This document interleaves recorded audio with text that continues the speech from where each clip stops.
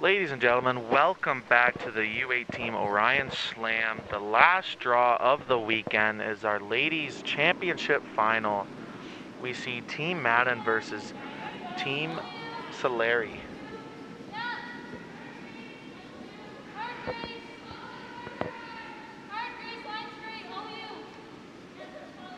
Team Madden being the #1 seed going into the playoffs and winning that semi-final, staying undefeated for the weekend. And that's why they get to start with hammer and choice of color. Team Madden chose to go with the yellow stones on sheet 2. And looks like with Team Madden hitting the stone, we're going to start off with a nice clean first end. And that's what I'd like to see it in a championship final. No, I completely agree, Sam. I think both of these ladies have thrown very well over the course of the tournament, and I don't mind having a little bit more of an open end, maybe settle some of those nerves, get used to the ice, and just having this open playing style provides a little bit more leeway for these teams. And as we saw there, a nice shot by Zafreen, and I think we're seeing got the thumb up of approval on the pronunciation. We're 1 for 1 so far. We might keep track of that statistic. I think I might be 0 for 1 for the pronunciation of of Zafreen? No. For Solari? Yes. Well, we didn't. You said it right though. So. Okay, good, because we didn't get signal, so I wasn't sure if maybe there was a little bit of hostility. Yes. Okay, so we can't. Coach is just dialed in. Yes, I'm 2 for 0 on pronunciations. An interesting statistic to keep track of here. And Sam, I think we're going to see that Solari rock. Ooh, hang on, back 12, and Jenny, no hesitation, walks up. Let's throw that hit again. Yeah, it really seems like these two teams came in with a game plan, which you knew was going to come, because of Team Solari choosing to throw that draw into the top 4 on shot number 1 and shot number 2.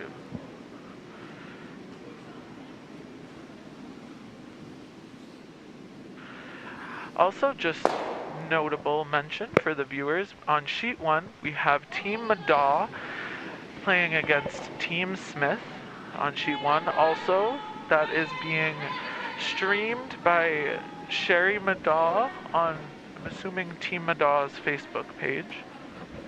On Sherry Madaw's Facebook page, thank you for the correction. So we have both games being broadcasted right now. And for the parents back home, our website is having some technical difficulties, or at least we are here in the building. The club Wi-Fi has gone down, and we are using a hotspot for the live stream and our iPad. And our iPad seems to not want to update the scores. So the tech crew has been working hard in between the break to try and create a scoreboard for both sheets 1 and 2 to be updated on the live stream. Yeah, and Sam, I think there's nothing more that we can say about this tech crew behind us. If we had a camera, we would show you what they look like, but they're behind this black curtain, and they've done everything they possibly can, however we ask, and we're just so grateful. Yeah. For Craig and Ashton, shout out to them. They've done a great job this weekend, and Matt coming in yesterday also did a great job. And back to our game here, we've seen some hits and rollouts. So we'll have a Team Madden here and Isabel trying to draw the wing. Yeah, Sam, I like bringing the play out wide, especially for the team that has hammer here. We've also seen a little bit of difficulty hitting. Looks like that one unfortunately just slips through. And I think for these two teams, they're going to realize that this game is going to start. Draw times are going to be a little faster in these first couple ends because there are only 2 sheets on the ice. Mm-hmm.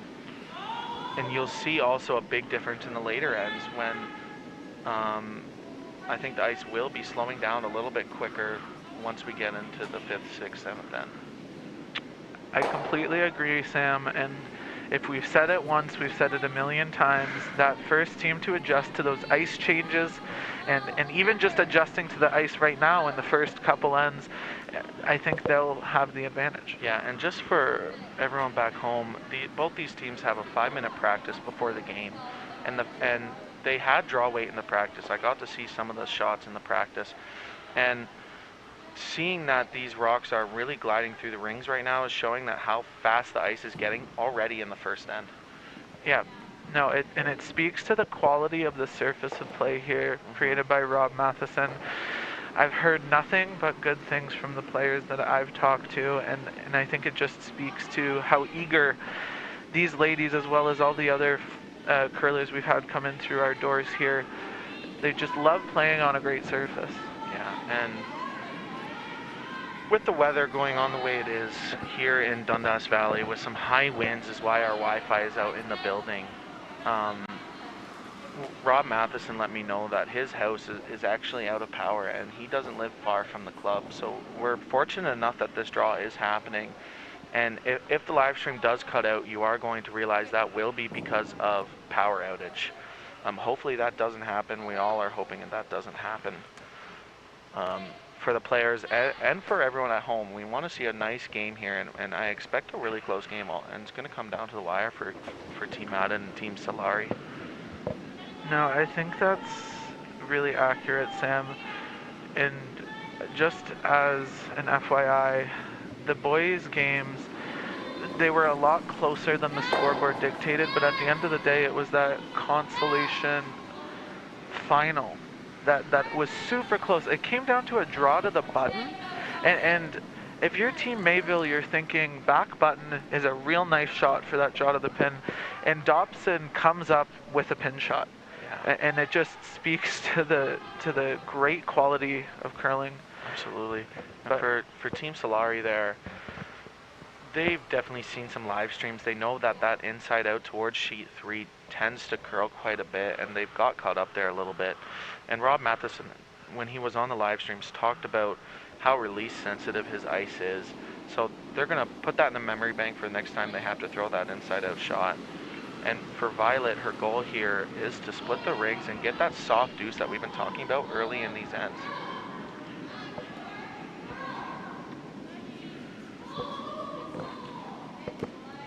So looks like the sweepers are backing off this, trying to hope that this rock hits the brakes, and it doesn't do so. And that's just like we said earlier in this end, how fast this ice is right now.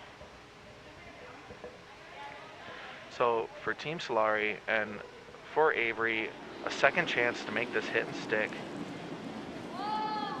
And though you hear Abby calling them off right away, I really do think this will move.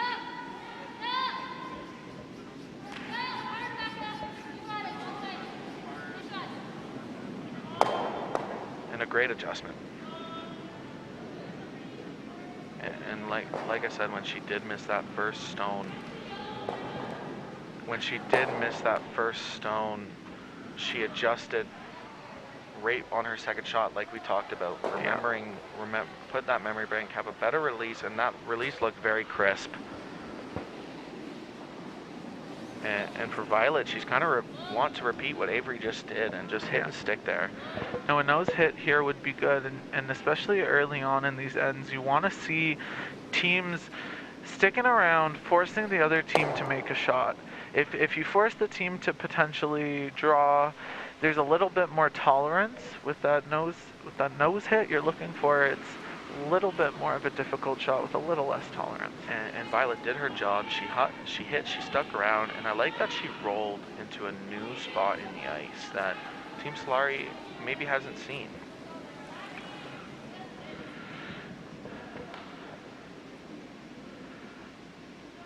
And we've seen, now this is our 300th draw on sheet 2. This is of the weekend. It is our 12th, but I'm not gonna lie, it does feel like 301. And we've seen this side move a little bit, so I'm interested to see what weight Abby decides to throw here. A big sweep by Grace Elliott. Sam, it looks like that was about a 10-second hit hog to hog, a good controlled weight. Yeah, I like that weight that she chose. And though she did hit and roll out, she got the job done by hitting that Yellowstone out. And for Jenny, obviously trying to go to that wing and make Abby's shot more difficult, because we've seen that straighter side be hard to manage for some of these teams. So I think if you're Jenny in this situation, you want to focus on a nice release here, and this is an opportunity early on to get a handle on draw weight. And as a previous skip, you always love those kind of open shots and open look to see what the ice is doing. Is it running similar to practice?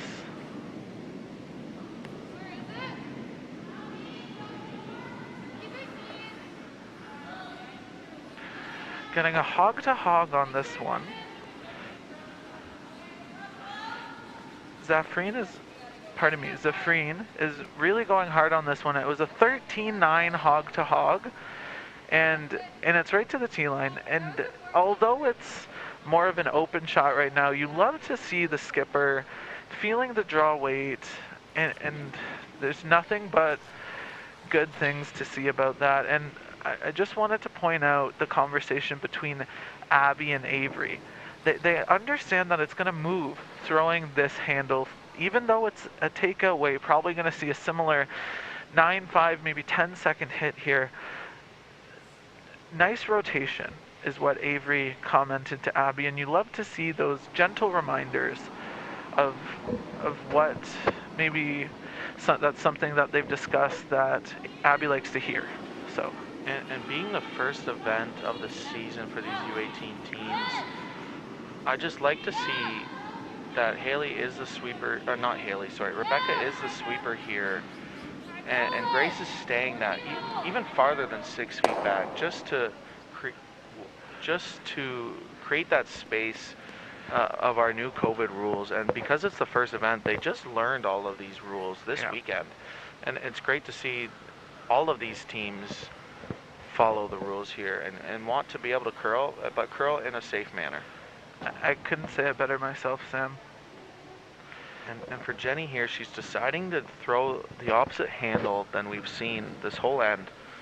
And that's probably just a comfort level. She's probably thrown this path in practice. She's played on this sheet before. As Jenny settles into the hack to make this blank attempt.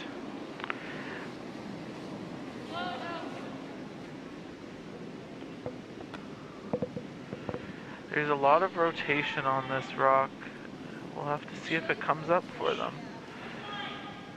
And just gets by the blue one, and a steal of one for Team Solari. Yeah, and I think, Sam... That has to be my favorite one. Yeah, I'm good. I'm okay with being tag team champions, Sam. Anyways, back to that shot. I think it speaks to something that we both quoted Stu Anderson a lot on here. That rock is a beach ball, and you need to throw at it with the confidence and knowing that taking a point here is completely fine. And I think maybe just a little bit of nerves from Team Madden and potentially just getting caught in that straighter side of the ice. Yeah, absolutely. I like the crisp release that Jenny had, and she just will adjust that broom for the next time she throws that shot. But yes, you're down 1-0, but you still have hammer on the even ends. You're gonna probably throw this corner guard now that Team Solari's stone has glided through the rings. Yeah, and I think especially we saw the righties out turn there, Sam, right?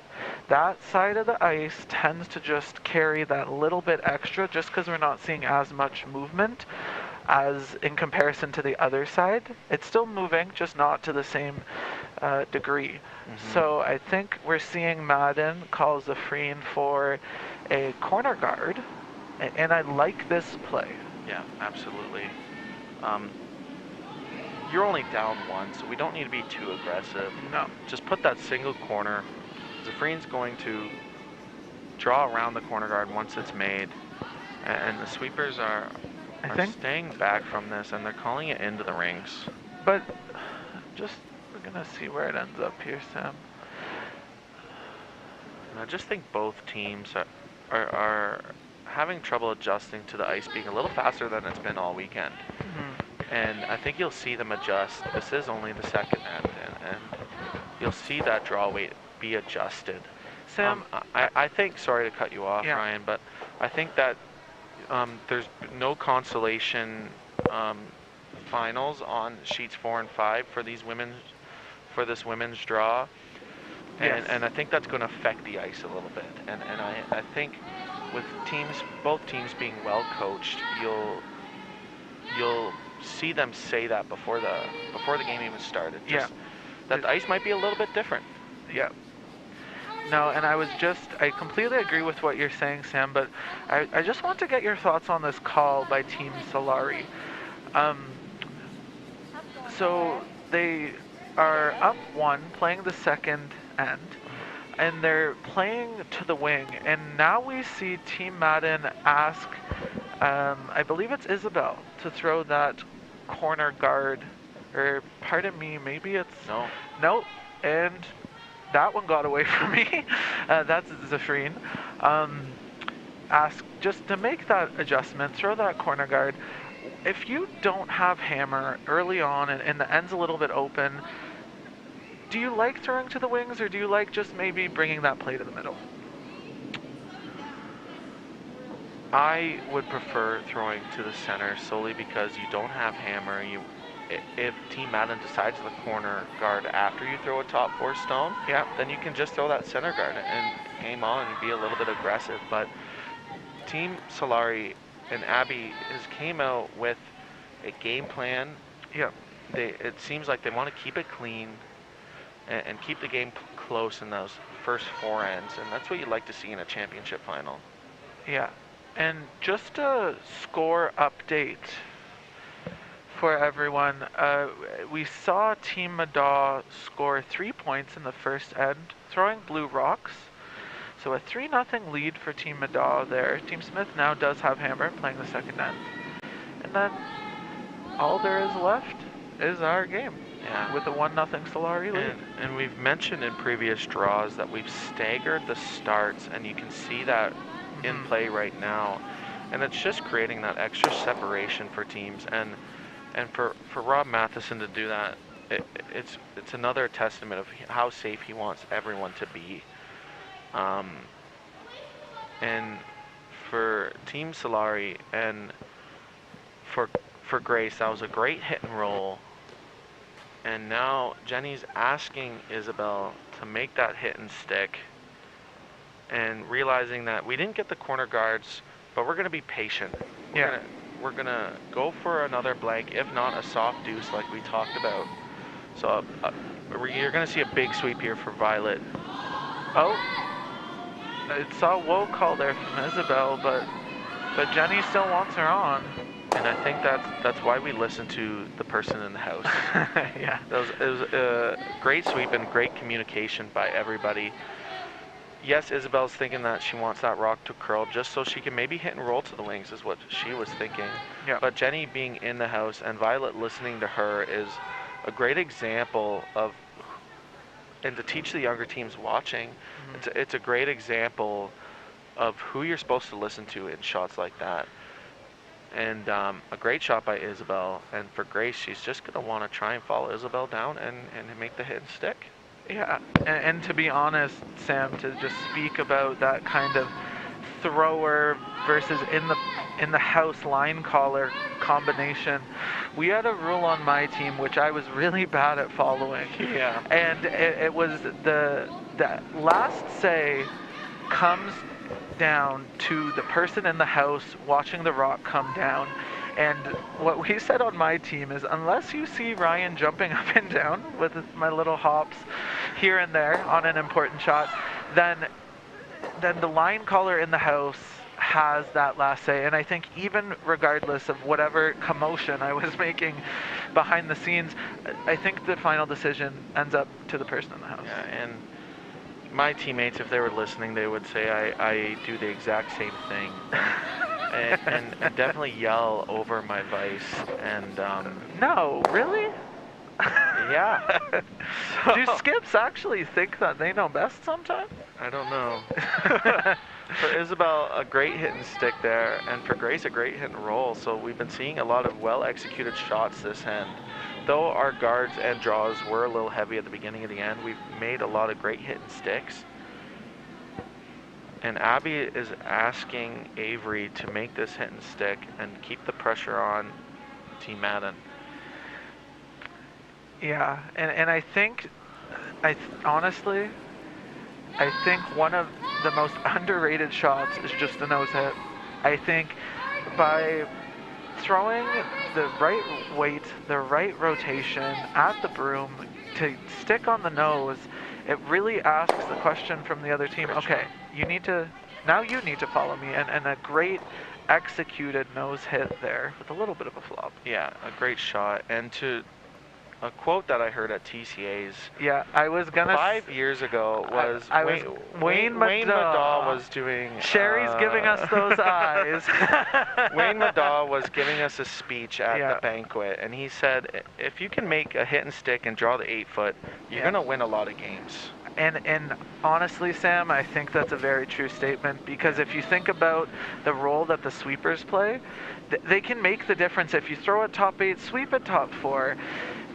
And if you can throw the right line, your sweepers can hold it for you on those hits. And for Violet, you just saw the trend we've been seeing all weekend is with that up weight, that the sheet three side of the ice is just a little bit straighter. Yeah, and I think we saw Team Solari.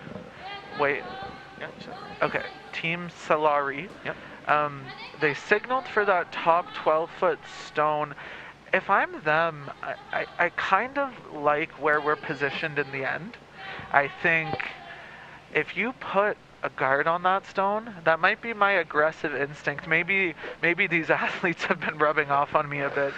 But throw that tight zone 3 guard, and know that the tolerance is to bring it in the house and really force Team Madden to execute. Yeah, and to bring the opposite end and to agree with Abby, and I think that's why you hesitated when you looked at me, because I disagree with you. Yeah. I like Abby calling to split the rings because you are up 1, and a force is great here. And so I like this is kind of their game plan. You've seen them try to bring the play into the rings. Yeah, that's very true. So unfortunately, that runs a little heavy. Yeah, for Avery. Yeah. Heavy for Avery. I had Heavy and Avery in my head at the same time. So right there, for all of the listeners at home, it's important to distinguish between a poor strategy call and a poor executed shot. I don't see anything wrong with the shot call there by Abby. Absolutely. There's nothing wrong with it. And it's just the execution of it. Yeah. So it's important that the ladies are dissociating those two things and can move forward and make those shots. And I like this adjustment I see by Violet, and rolling over, maybe keeping those side rocks just in sight.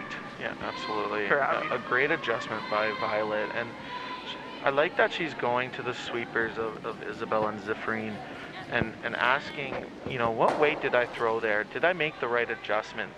And that's just great communication, and one of the reasons why Team Madden and Team Solari are in this final is obviously two of the teams that have been the most what do I want to say, consistent. You took the word out of my mouth. That's why they're in the championship final. Yeah, and I think the constant display of nose hits just shows. Oh no, Ryan! Did I just say that? Back to the curling game. Abby's goal here is to make the hit and stick, and it's looking like a commentary curse. I think this is on me. Yeah. And for Team Solari back home, your parents and your fans, that's on Ryan. Yeah, I'll take the L for that one. For Team Madden, a big shot. We talk about stats a lot and how important the make after a miss is. Yeah. And for Team Madden and for Jenny, a big shot for her confidence-wise as well. Missing that last shot in the first end, I'm sure she's already forgot about it. She's focused on this draw to split the rings and sit there too late in this second end. And Sam, I just wanted to point out here that Jenny had a similar shot on her first stone in that first end, an open draw to the wing. So she should have an idea. It's a good sign that Isabel is staying close. It's good to see the cleaning because we've seen now a couple big of sweeps, her head down. Yeah. This is a brand new path. It is. So a big sweep for Isabel here to get it into the rings. And it just comes up short. But with a really good sweep, pressure is on Abby Solari to make the hit and stick, because if she does roll out, that stone is splittable. So Sam, no, I'm not gonna say anything. No, you're not. No, I'm gonna take this stone off. Yeah. And then maybe when it's halfway down the ice, you'll mute. So Ryan has now been muted solely because Ryan is back, but Sam did mute him. we need to make the adjustment as commentators to really focus on good commentary and not jinxing any of the teams. So it looks like Abby made the adjustment, and Avery's saying stay close.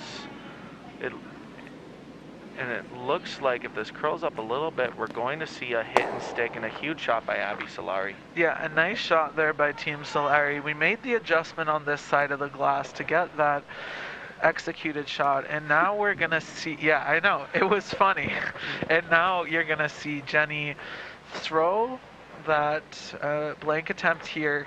Important enough, you have to be careful. I'm going to have to stop you here. Oh my God, Sam. Jenny has made the adjustment, as you saw in the first end. Yeah. Jenny has now put the broom on the edge of the stone. True.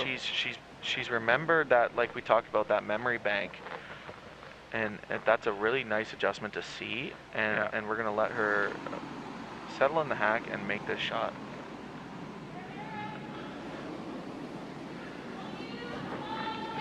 By the broom placement, Sam, I can tell that there's that beach ball approach to hitting this stone, and you love to see that. Zafreen is sweeping really hard to make this blank attempt, and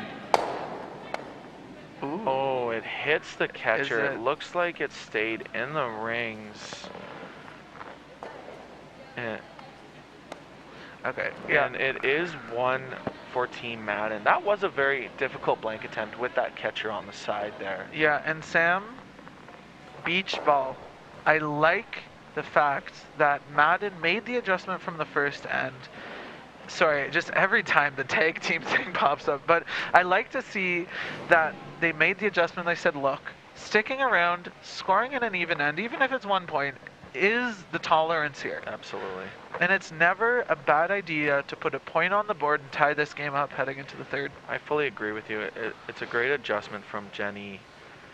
And though you didn't want to score one, we've always preached about not being afraid to take one, and a great shot there. So for Zafreen, her goal here is to make the tight center guard and get a force in the third.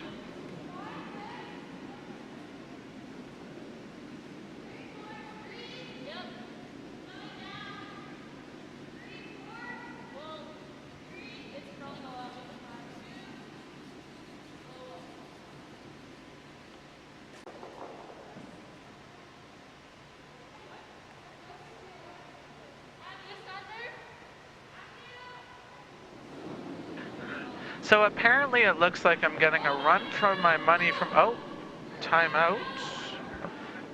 Okay, bye.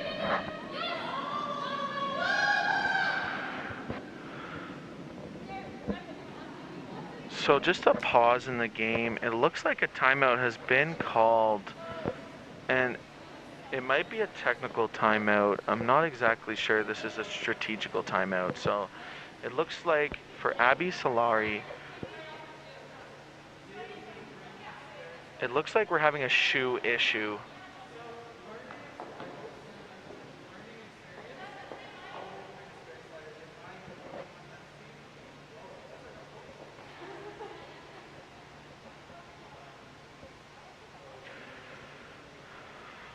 So if the tech guys can bring the camera to my beautiful face, I know the parents want to see me.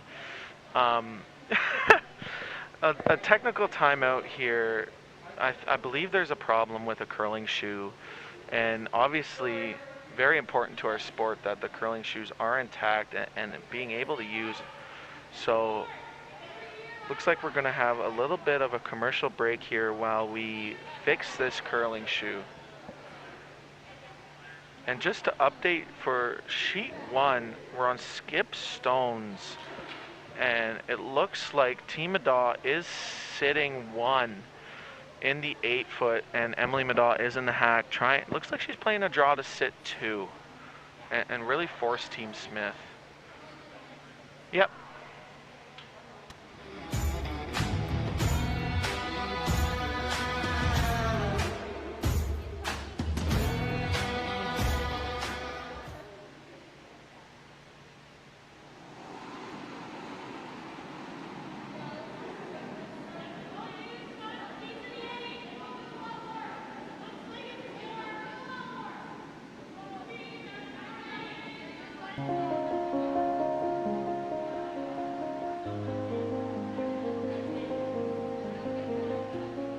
Sandra was tough to compete against, and it was always a great game against Sandra.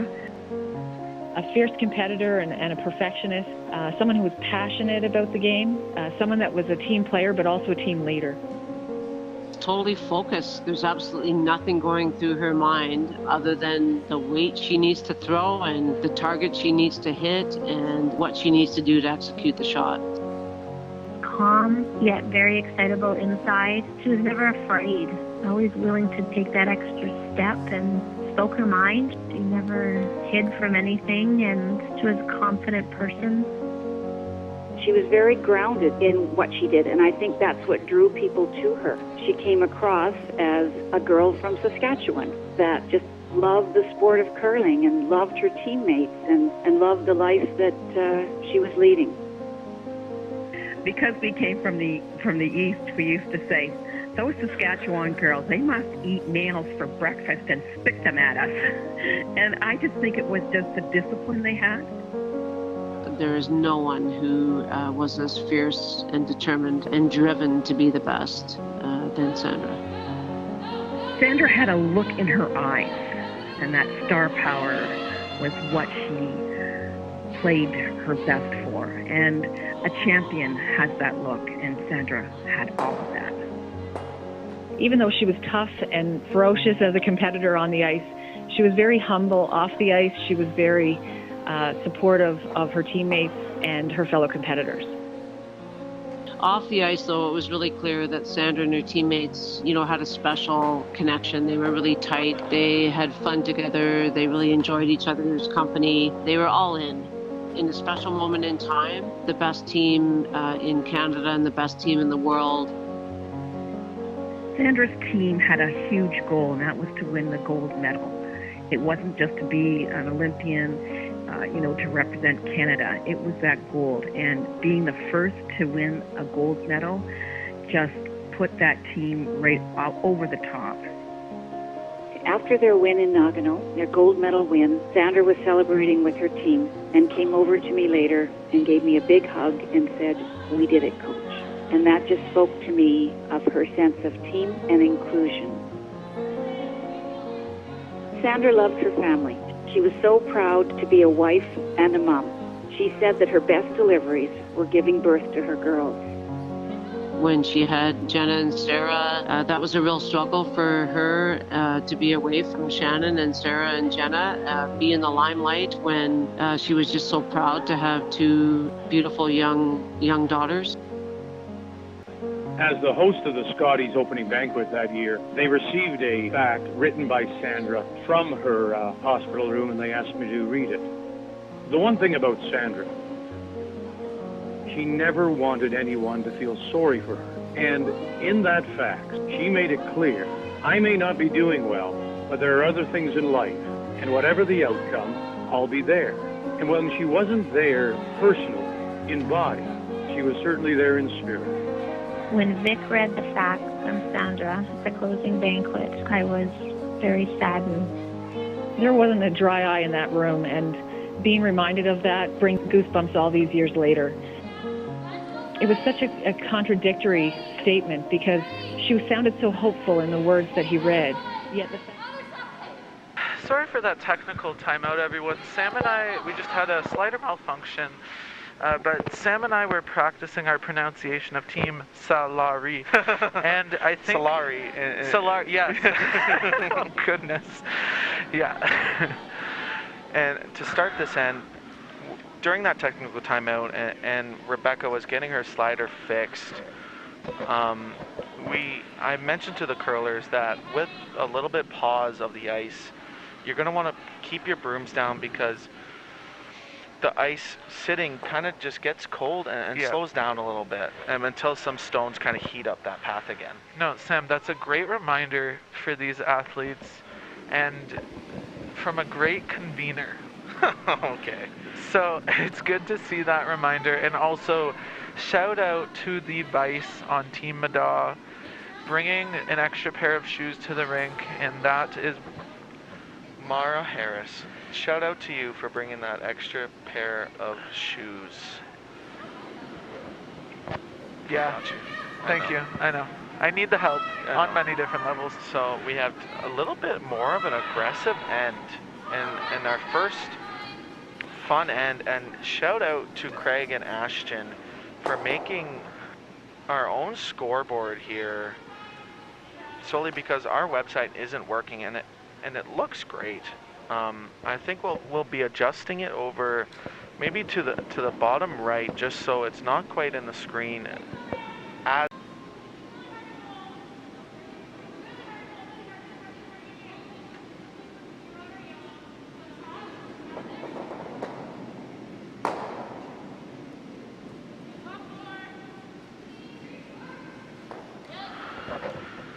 So for Isabel, big shot here because to put this stone in the top 4 foot buried behind these center guards, it really brings motivation back to Team Madden and advantage for Team Madden if this is made in a big sweep by Violet. Head down the whole way. It does get into the rings, but just short of shot rock. Sam, although they didn't get the optimal result there, I sound like a broken record, but they have the control zone, or a good piece of it right now, and there's nothing that rock can do except get better. Absolutely. And just for a score update for Sheet 1, Team Smith fighting back with a deuce in the second end, so it is a 3-2 lead for Team Madaw, and Team Madaw has hammer. Playing the third end. Yeah. And for Grace throwing this shot, we talk about how there's key shots at every position, and this is one of those key shots, because if she makes 3 center guards, it'll be back to advantage Team Solari. Yeah, and I think just having that ability or that opportunity to put extra pressure on the opponent is something you're always looking to do here. And Avery staying back of this stone. It looks a little on the stronger side here, Sam. Maybe for an audible, trying to rub that yellow stone, and it doesn't, but it will get to nose of the back blue and now be shot rock. Did you see that warp? Yes. Well, I'm happy you're paying attention, Sam. No, I just took that patented Rob Matheson left turn into the center line, and shout out to the tech guys. That is a great spot for the scoreboard. Yeah, and it's a great scoreboard right there. Yeah, made it on the fly in about 10 minutes. Shout out to Ashton and Craig for doing that. Yeah. For Isabel, she's gonna want to follow Grace down. Maybe if you can't be in the top 4 braid, let's get to that back one and be shot stone frozen. And when this is made, and a big sweep by Zephrine to get by that top yellow stone, just gets by. What a great sweep. That's a great team shot. Absolutely. As I've said previously, would have loved to hear Jenny yell room there, just because she knew her teammate was gonna get it by there. I think that's just patented Team Han. And yeah, maybe we probably shouldn't teach that to anybody else. It could be a bad habit, to say the least. So yeah. Team Solari, we discuss about bailing when you're one shot in danger. Yes. And they're noticing that on Grace's last. So Abby's asking Grace to make the peel, maybe even roll into the rings, just so it's even more risky for Team Madden to keep guarding that one shot. And it's going to be a big sweep by Rebecca here. A very mature call by Abby. Very mature. And though they didn't get to peel the stone they wanted, they did get rid of one guard and out of that danger zone that they've been put in. For Team Madden now, it's kind of decision time, as Jenny's saying. Do we put this top 4 or do we make a high guard?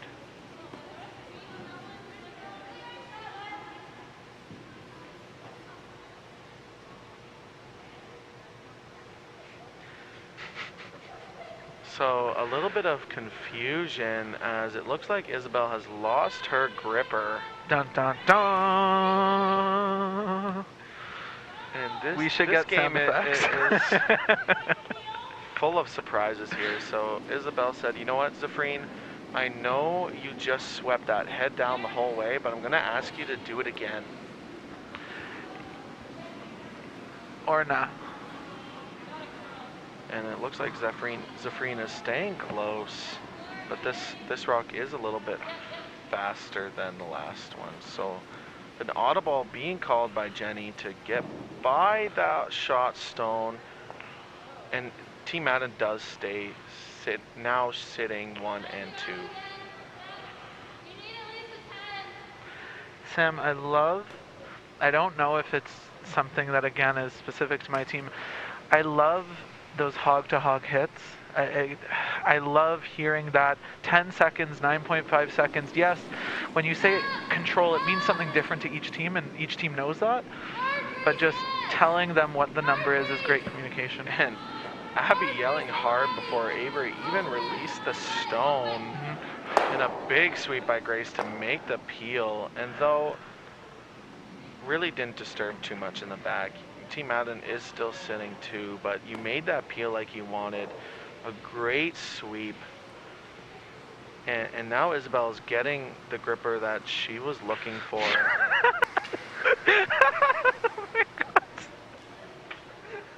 And now you're going to see Isabel sweep this next stone for Violet to put a nice tight center guard here. Yeah, and Sam, you're doing a great job at conveying every piece of action out there in the rink today. Shout out to you, very descriptive and detailed. I'm just keeping the viewers entertained. I think you're doing more than that, and I'm happy that we're a part of this right now. The gripper gate. Oh no. Shout out to Craig, and great we'll see idea. if we do have gripper gate later on in the game. Hopefully we don't have to worry about that. For Violet, a great center guard. Yeah, love to see that. Keeps the pressure on Team Solari. Good correction. To make this peel, and for Avery, she did just make her last peel, and she's looking to make this one as well, obviously. But making those peels are very important, so now that Abby has a shot on her last 2 score. And a big sweep by Rebecca. Abby is cheering her on. Love to make sure that you ensure the sweeper follows through with that stone. Yeah, Abby really wanted them to roll that shooter out of the rings, or at least out of the playing area, just so she had that draw path. Unfortunately, that blue stone is now kind of right in that draw path on the sheet 1 side. So now for Team Madden and for Jenny, a big shot, because if you make this tight guard, all of a sudden it looks really good for a steal opportunity. So big shot for Jenny here.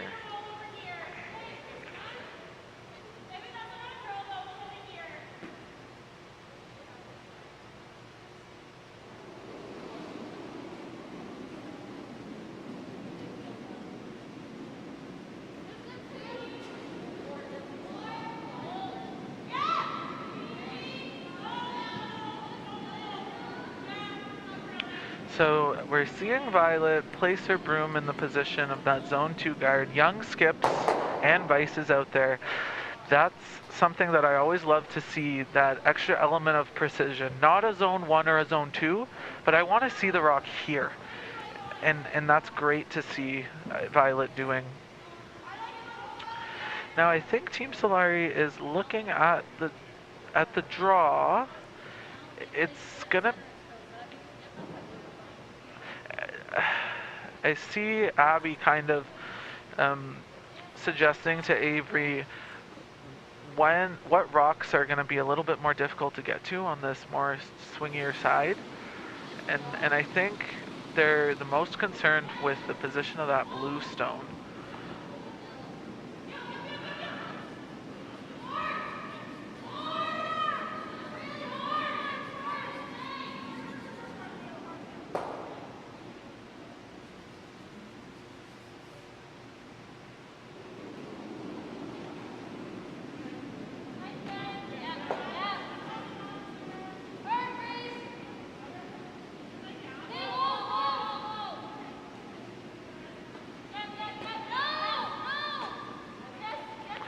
Yes.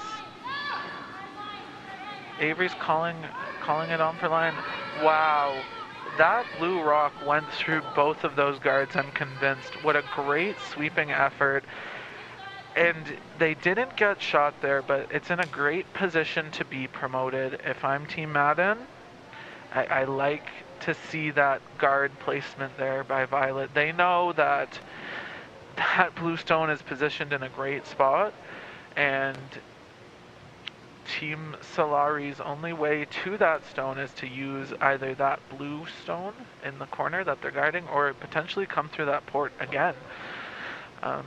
There is one other angle into that kind of situation in the 4-foot button area, and Madden can't take away both of them.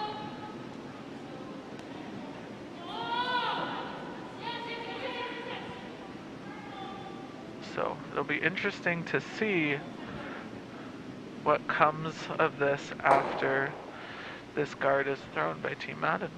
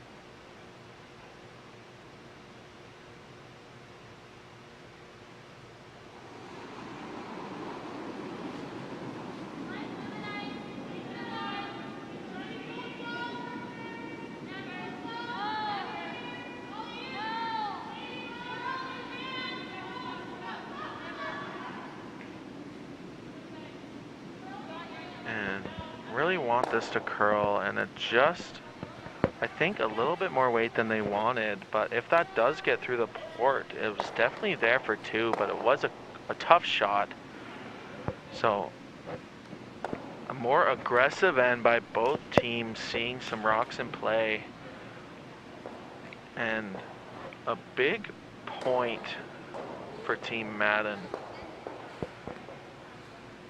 And gripper gate to continue gripper gate. Rebecca and Isabel were making sure they recognize whose gripper is whose. And to settle this gripper gate, hopefully that is the last time we see that. But who knows? We'll keep you updated on it. And for the curling game, a big steal for Team Madden there. And we noticed that Zafreen made that center guard that really started that end for Team Madden to make that steal. So that's what Team Madden's looking for top 4 now that they have a 1-point lead. And you can tell both of these teams have a game plan. They know that when they're up 1, they're going to draw top 4. If they're down 1, they're going to maybe throw the corner here. And I like that I'm wrong here. So Team Solari is going to make this hit and roll.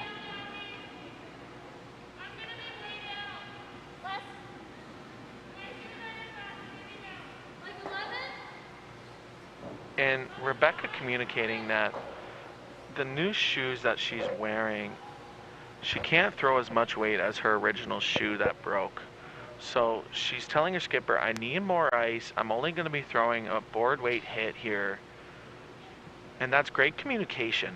And though, you know, Rebecca can't fix the fact that her shoe broke, it's unlucky that it did in the championship final here. And maybe a little bit of adjustment because she can't push out as hard, that she might have used her arm there a little bit more. And she'll make that adjustment throughout the game. It's tough that you're wearing new shoes in the championship final, but again, you can't control that if you're Rebecca. So just focusing on throwing a nice clean stone and throwing as much weight as you can. And you'll find the time as a team. And even if that is just board weight, it will be able to hit the stones out. So they'll make that adjustment. For Team Zafreen, for Zafreen, she wants this tight center guard guarding that stone in the top 4 foot that she just threw.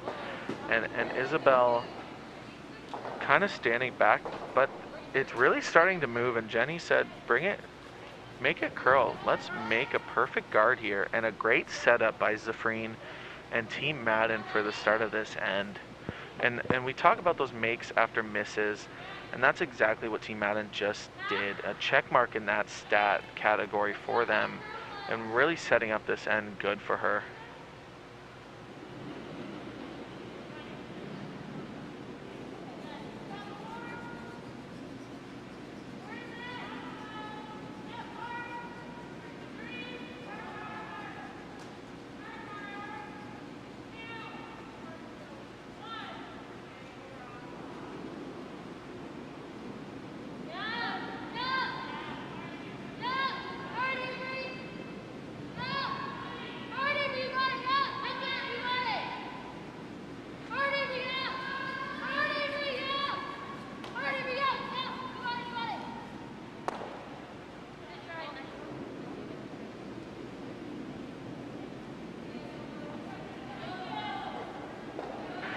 Really close one there by Team Solari. Just a little bit of extra movement on what we've seen being that straighter side of the ice. Yeah. And while you were gone, I was talking about adjusting her new shoes that she's wearing. She can't throw as much hit weight as she used her shoes that broke. Yeah. So she's communicating that to her skip, that I can only really throw board, and she did throw board there. That was a great adjustment, a nice release, and it just over curled. But tolerance wise, that's a really good way to miss it, because now that Yellowstone is wide open. Yeah, and I think this is a great learning moment for everyone in the curling universe. I can sympathize with Rebecca. I have been in I think it was the 2014 Bantam Provincial Channel Championship round robin. I know, get the history books out. I'm a dinosaur. But that I think it was our second game, and all of a sudden my slider came right off of my shoe, and it was glued similar to Rebecca's, and ever since that game I've carried around an extra slider. And I think it's one of those things that you bring with you that you hope you never have to use, but you know you have it if you need it. Absolutely. And at the end of the day, it's great to see Mara from Team Ada have that camaraderie with other teams, even a team they're not even playing, and really help them out. Yeah. That's great to see. It just shows you the curling community these girls off the ice are all friends. Yeah. Letting them into the building, and while they're outside being socially safe, they are talking and being friends with each other, and it's really good to see. Obviously, on the ice, you're all business. Yeah. Trying to get that win, but it's nice to see in the curling community that we're all friends off the ice.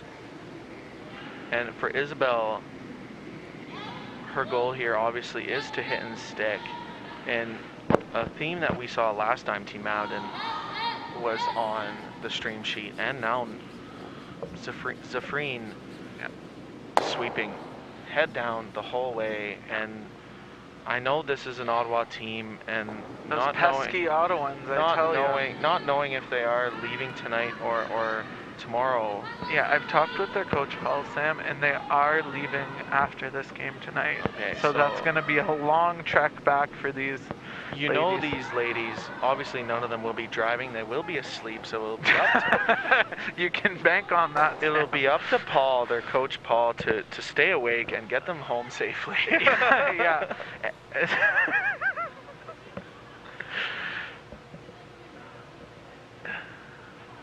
And for Grace, I like this call. You're hitting shot stone. We talked about that in Yes. an earlier women's draw with Team McDonald, is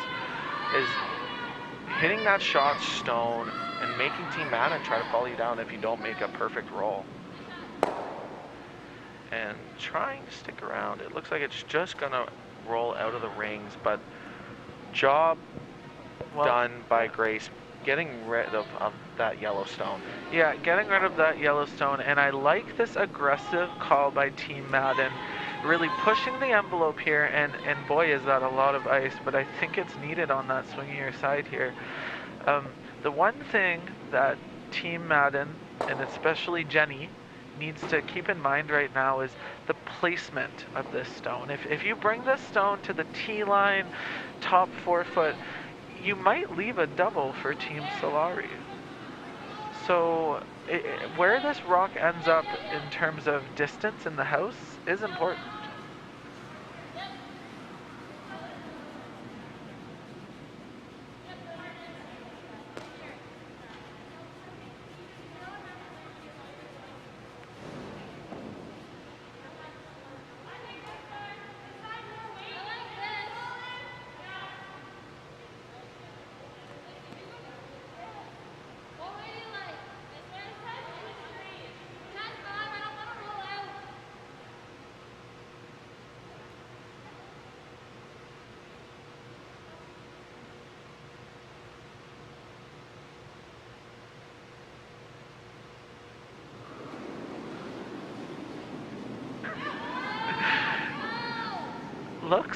Line looks a little wider here, but all of a sudden it's taking that patented right turn, and Grace is putting everything in to hold it here. A stick around here is good. That side just really moves there. I didn't mind the throw by Avery. Not one bit. So I think maybe that's something that these ladies need to keep in mind, is that maybe as the game goes on, this is the 12th game in 3 days on this ice surface, and considering the current crazy world we live in due to the COVID-19 pandemic, I don't think this playing surface has seen such heavy use. So I think we're seeing Team Madden call, I believe it's a Zone 4, Zone 5 shot. Great communication from Madden to Zafreen. You have room, and that's a gutsy thing to say on that swing side, because all of a sudden it could just take a turn there. But now Team Madden has those 3 yellow ducks all lined up in a row around that center line area, and I think you're going to see Team Solari attempt Team Solari. Sam tried to correct me, but he was wrong. And I think you're going to see Abby call for movement of those rocks in the center line. Try to make sure that they can have a little bit more of an open look for her last shot.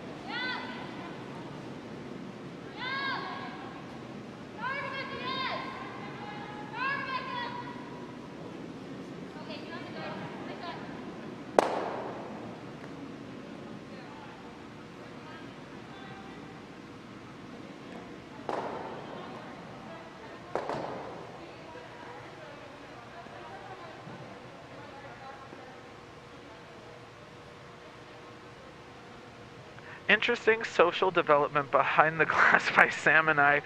Still struggling to pronounce Team Salari. I got a good job from my fellow convener Sam, so I think I might quit while I'm at. But anyways, back to the game. Looking at Team Madden, Jenny's looking to place a good guard blocking both of those stones, sitting really nice for Team Madden, and the force is on. So there are a couple stones left, so pardon me, maybe a little bit too soon, but those rocks are in a good position for a force, and I think Jenny wants to try to keep them in that position until Abby throws her last stone. And great sweep by Isabel here. And I think one thing that really helps this team, especially when it comes to carrying that rock further down the ice, is the amount of rotation they throw. That positive release, I didn't count it, but it's looking more so as in a 5 rotation rock instead of maybe a 3.5 rotation rock. And the more rotation you have, the further the stone's going to travel. So it's good to see that.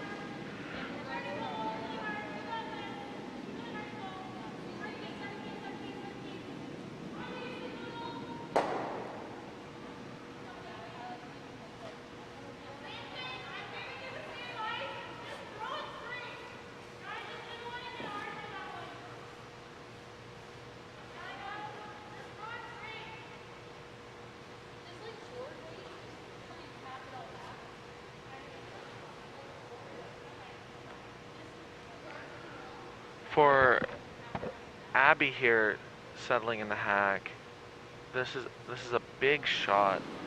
I like the weight she's calling. She's communicating to her team what weight she wants to throw, and what's important is you're not going to be shot rock after this stone, but it's a setup shot so you can score and tie the game. So a big sweep by Grace, head down.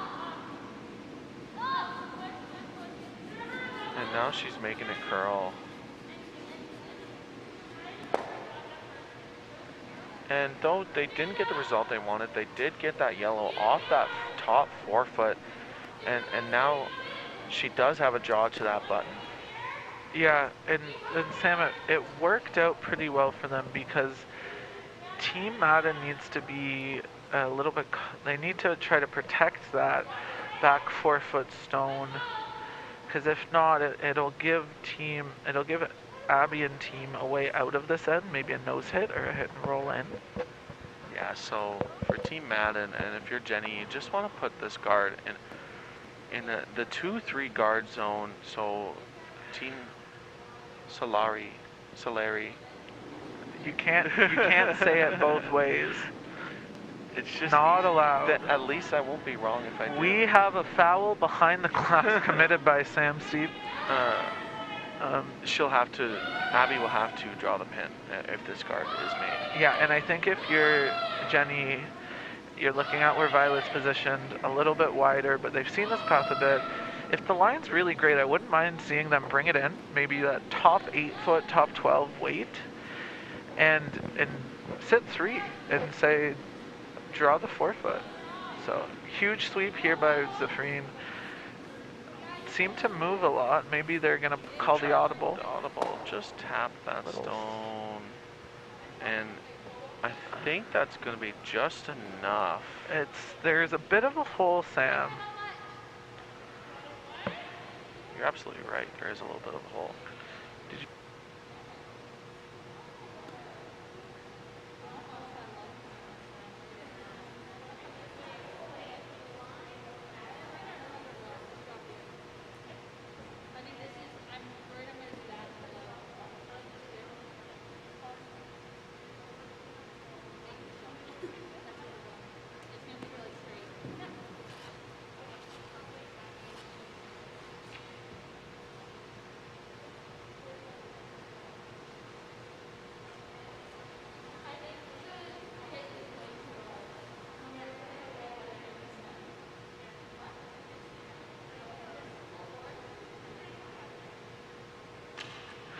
we're gonna give no commentary for for this shot here. We're looking for a good one from Abby and team.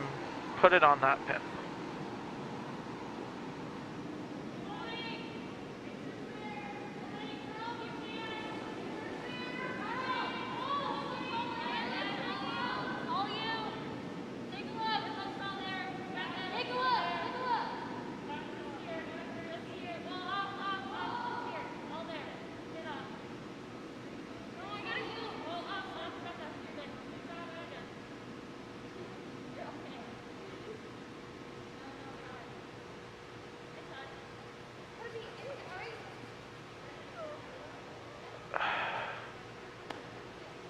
You hate to see that.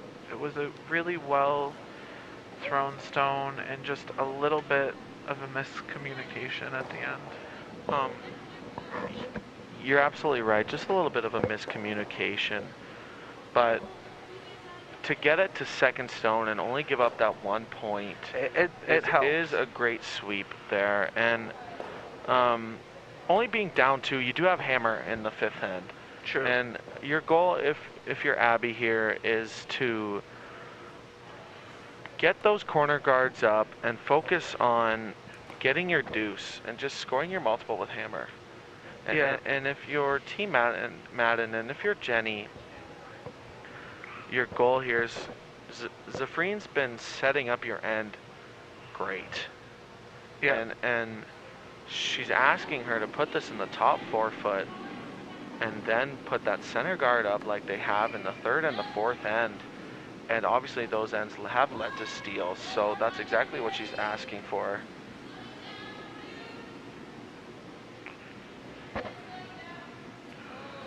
Quick score update on sheet 1. We have Team Madal leading 5-2 over Team Smith, playing the 4th end. Team Smith does have hammer.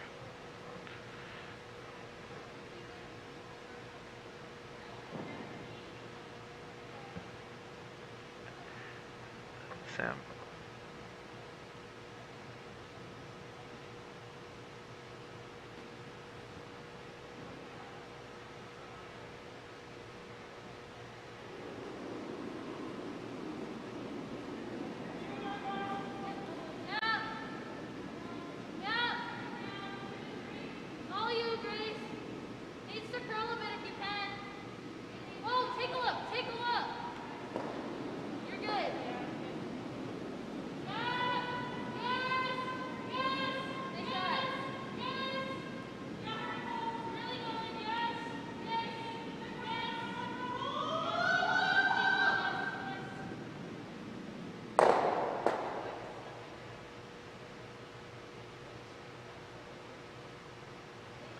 Now, it looks like we're seeing Zafrine ask to make an inside-out hit on that side rock thrown by Rebecca, trying to make the hit and make the stick, but more importantly, just removing the rock here is key.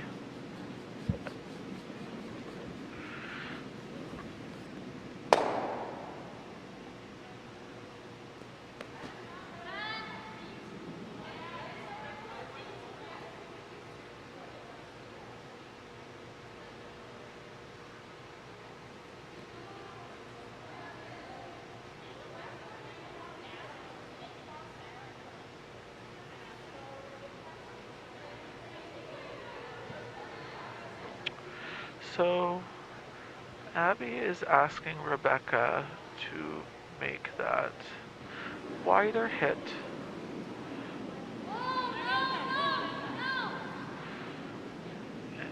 And I'd like to see that, I believe that is, no, that's Avery cleaning it. It seems to really be moving with that softer weight. And a great shot there. And I think just with that softer weight, it really comes over there.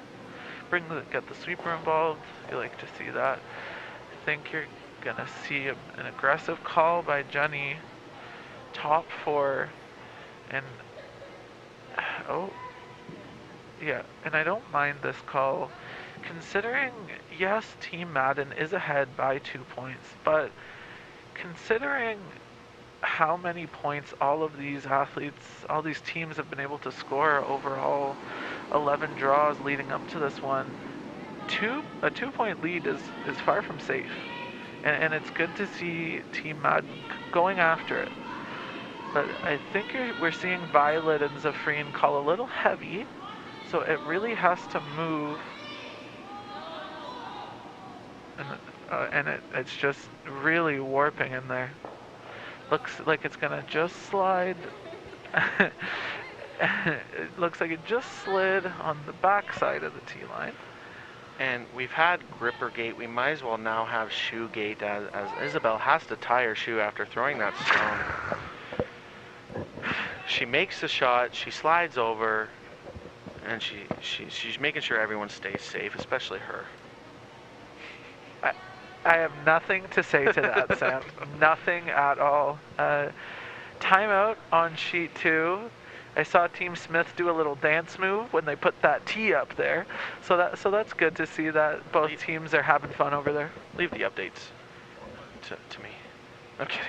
Wow. So that was not hostile at all, If you're Grace here, you're playing this control weight hit that Team Madden just put on the button there, and I like that Abby is playing this hit and getting rid of that stone, because that is your problem stone right now, and this is over curling. Great. Oh, it's close. Great heads up line call there by Abby, knowing that you're gonna hit the guard. Make sure you get a good piece of it to get that roll and fully expose that blue stone, or mostly expose that blue stone. And there's the scoreboard. As you see, Team Madden up 3-1. And for Isabel, a big shot here, putting it about in the top 8 foot would be great here. And Jenny communicating to her team that the stone is really out there. Zafreen really trying to make this rock curl, and it's really starting to get to that center line, and a great sweep. And we talked about it all weekend, and now that Team Madden stone is in that control zone.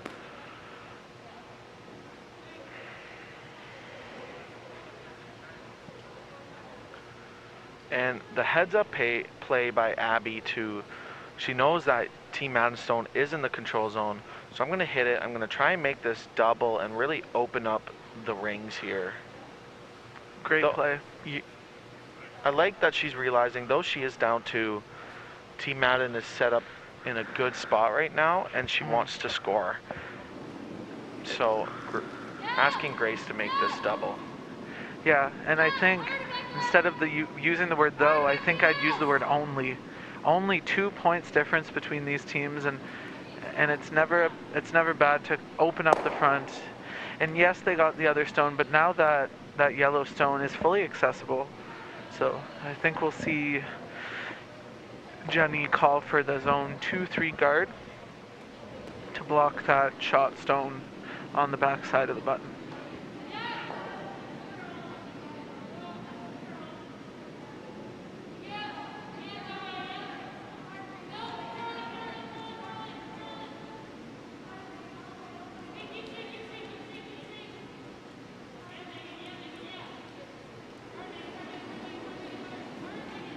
For Violet here, we talk about how important guards are, and though you're vice, and often you're not throwing a guard, it is a lethal shot to make here, because it really puts the pressure on Abby to try and get at this shot stone, and a little bit of an over curl. And you're going to see Abby call for that hit and roll. And I like the board weight call here.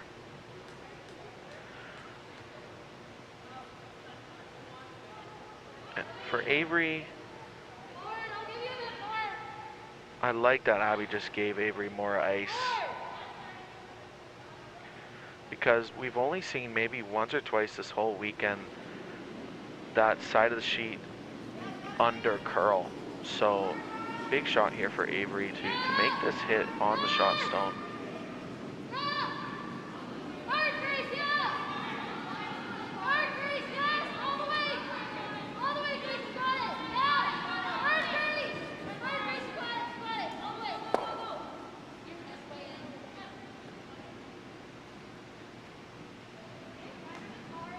And though Team Solari didn't get the shot they wanted, they do out of the control zone, and now they really see that Team Maddenstone that is on the button. So Jenny's asking Violet to put this stone a tight center guard, and if not, biting top 12, half buried, and really guarding that shot stone.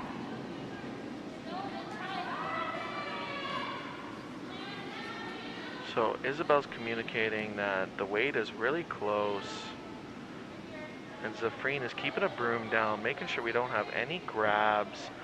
I like her cleaning this stone, and just for the younger teams watching right now, it's a really good lesson to take from Zafreen that staying close to the stone and keeping it clean on ice that really curls is very important.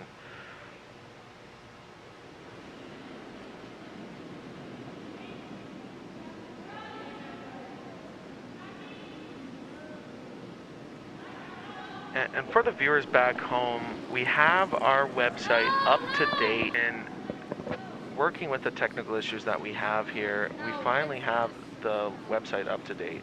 So thank you to Stephen Orr and Byron Scott for helping us with our technical issues that we have here with the club Wi-Fi going down.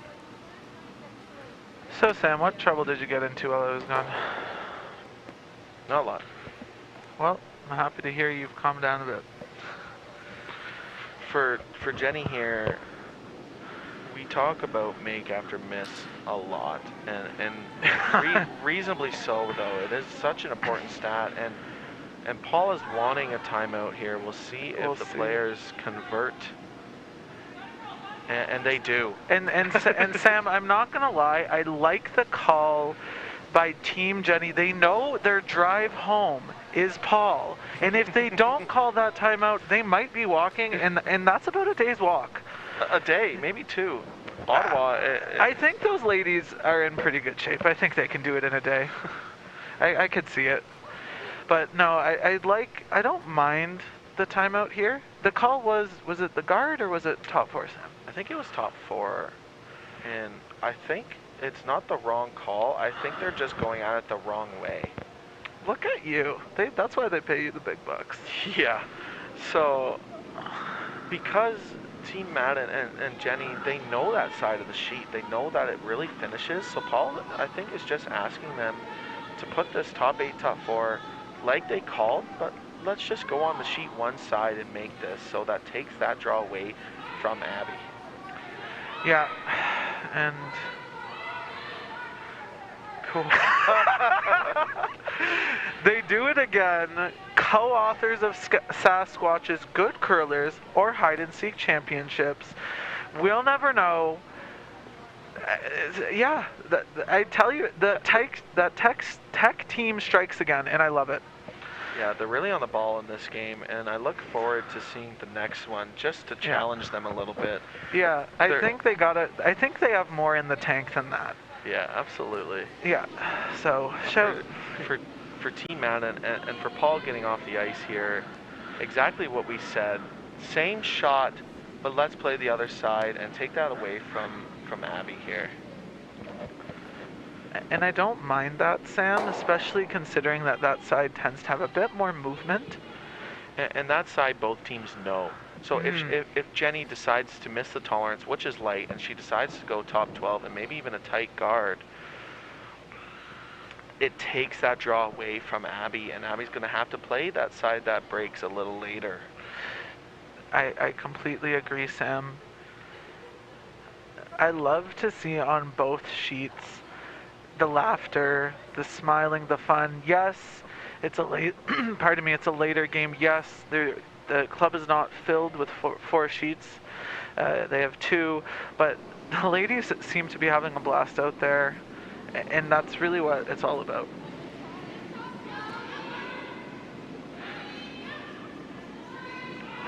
So Isabel, I really agree with you. Yeah.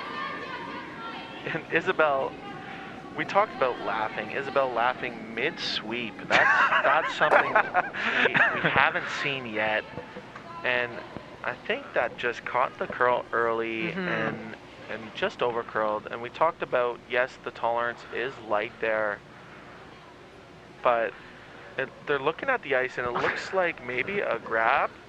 Maybe. And maybe that's why Isabel was laughing. You could say that, Sam. Sure. We'll update you once we figure out the answer to that. for Abby here, if we figure out the answer to that, we will get to the bottom of it. Yeah.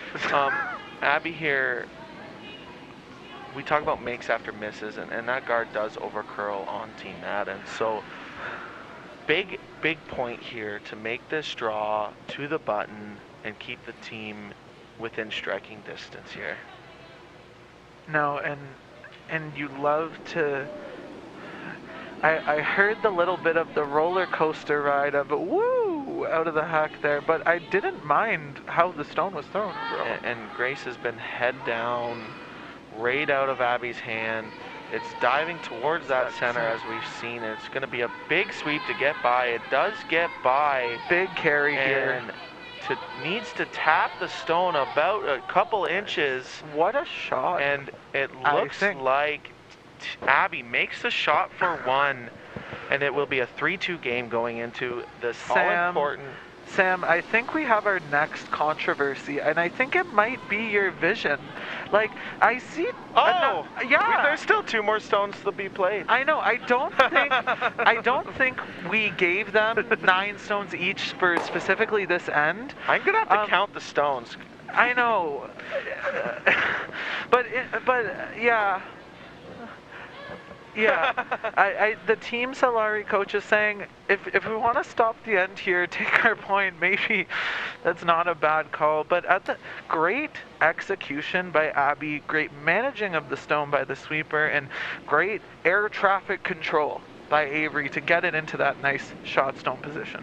Yeah, and as commentators, maybe we need to work on our math for the next end. But if you mean you, for sure. You didn't stop me on the play call. So. No, but I did give you sass after you made the incorrect call. So for Team Madden, really important to take that tap away from Team Solari. Yeah, a huge carry here by Zafreen. Anything over the hog line is helpful. I'd like to see this rub off that high guard. Yeah. And I think that is going to do the trick. I don't think it curls enough where you can tap the blue into the yellow for 2. Well, considering blue is shot stone, I don't think they need to move it, Sam. No, but you can't really draw the pin, so... I don't know. I think it's a very dangerous, because if you do tap that blue stone about an inch, all of a sudden Team Madden is shot stone, so... That's a good point, Sam. I was going to say you were blatantly wrong, but then you came up with a good reason for your logic. I think if you're Team Solari, you're thinking a 2 would be great in a game of 1s, and as long as they understand here that the tolerance is wide and potentially a smidge heavy to make sure that you're not light and tight, and who knows, maybe play with that blue stone. So a crucial shot here by Abby. I think it's definitely there considering how much this side curls.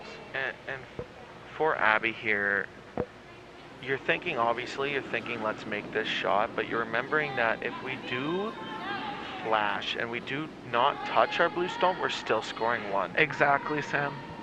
So a big sweep by Rebecca here to keep the line out there.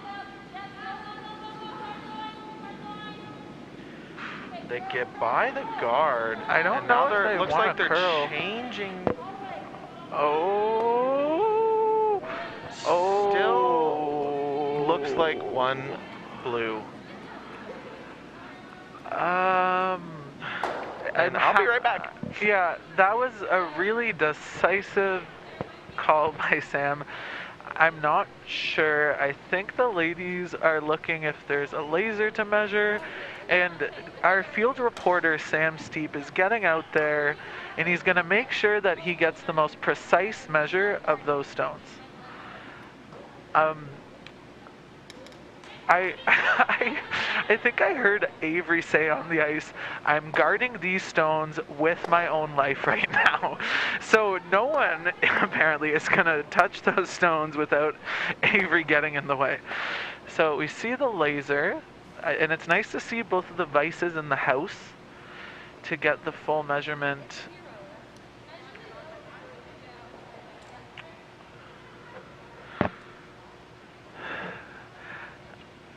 I don't know if this would classify as a measure gate. We've been saying gate for a lot of things potentially, but it looks really close.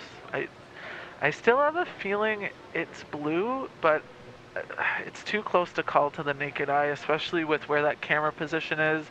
Is it exactly over? We're not sure. Oh my goodness, I heard, oh no, it's close. So this will be...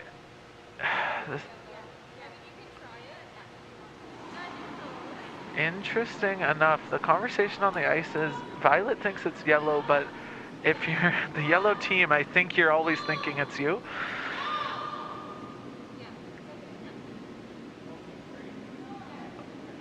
I love... Oh. Yeah, it looked... The Vices agreed. It was yellow was shot, I believe.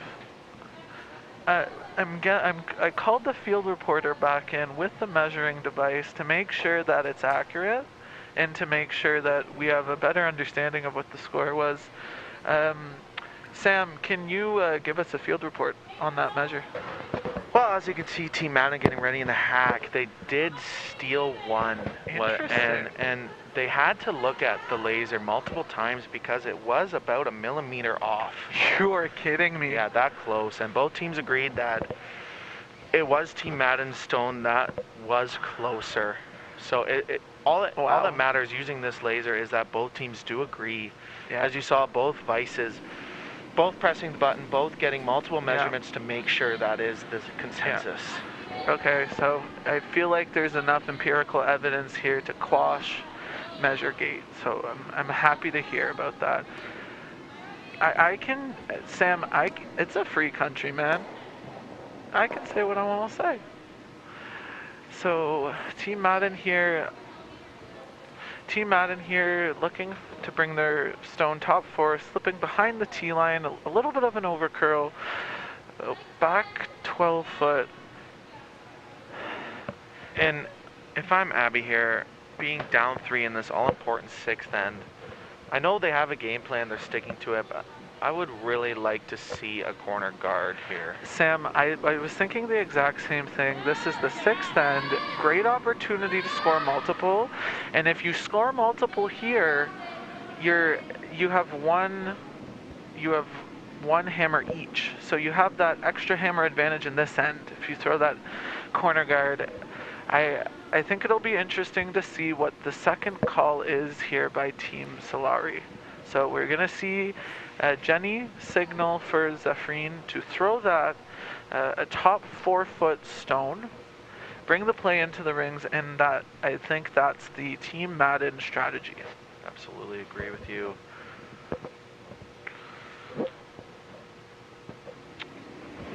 For Abby Solari here, I really would like to see her adjust to the corner guard, and obviously they're sticking to their game plan. They have had chances for multiples, and we've seen that already. So maybe they and Abby's thinking, you know what, we've had chances, so let's play the hit and get that soft deuce that we're looking for. And a great sweep by Isabel. Abby sees the hit and roll here. I don't mind it. It's clearing up the center, but we could talk about that control zone. Just a little, and Team Madden's stone is there, so Abby being more comfortable playing the hit and roll and opening up that center so she does have a shot to score. And I like this side considering the shoes that Rebecca has on. She said she feels comfortable with that board up weight. So if you throw that weight on the straighter side, I like that combination. Yeah, it looks like she threw this one and she adjusted better here, and it is curling up. It looks like it's going to curl up to the nose. Yeah. And a great adjustment by Rebecca. To update the stream, on sheet 1, you see a 7-2 lead by Team Madaw. And Team Smith is sitting shot stone in that 5th end. Yes, that is the 5th end. Yes, had to do math, as we know. I can struggled confirm. a little bit earlier in this broadcast, but really sharpening my math skills there. You sounded really good, but I think to sell it a little bit more, you need to be a little bit more abrupt. It's the 5th end. Leave it at that. So Isabel trying to follow Rebecca down here and make that nose hit without the strawberry jam of hitting that back 12-foot stone. So a great peel. You really, when you do have that 3-point lead, you're fine with not sticking around there. And you know how sticky strawberry jam is. That's not the point of the reference. I disagree. So Abby gets the half shot she's looking for and now calls this freeze to the Team Madden Stone. Yeah. And I don't mind it considering how the end's building up, Sam. I think it's definitely their playbook. It's what they've set out to play all of these ends. I think looking back, Abby and team might see the corner guard here, maybe later on, but again, it is the first, for most teams, it's that first competitive tournament, and to get to this final is great. It speaks to their ability. And the freeze here, if you can get it locked on the nose, Team Madden is going to have, they're going to be in a bit of a pickle. A big sweep here by Grace. And Sam, I don't mind where that stone ends up. Just to update you, that was a great sweep by Avery. Dang it. I know. I thought it was Grace. Grace was throwing it. A great tolerance by Grace. Yes. Because as you were saying, you wanted that corner guard, and I wanted that corner guard so badly. So we do get it. Giving the coaches a bit of a show behind the glass, I think, is what Sam and I are doing. Just sorry to cut you off. Interesting call here. Aggressive. By Team Madden. We'll let it slide. Yeah. For Team Madden, I like the aggression. They're saying we're up 3. Rocks in play have helped us. That's true. So why not make this Yellowstone go top 4 foot, which it is ending in the top 4 for Isabel. Top 4. And she's going to be happy with that. Though she wasn't buried, it's called and made. Yes. So for Abby here, she's going to want she's going to want Grace to make this hit and roll under the corner guard. Yeah. And I think we're going to see a bit of a softer weight here, Sam, for this hit. Try to get that little bit Where the extra broom is, it doesn't look like it. It looks like they're throwing the control weight here, and we'll definitely find out in a second. I'll get a hog-to-hog split on this after one. Grace kicked out, it's definitely her control weight hit. Rebecca is sweeping, head down. It's getting close to that guard. Yeah, 10 seconds. So about that control weight. Unfortunately, it does overcurl. And for Team Madden, we talk about makes after misses. I like this tight center guard being called. What is that saying that all day yesterday I wanted to mess up?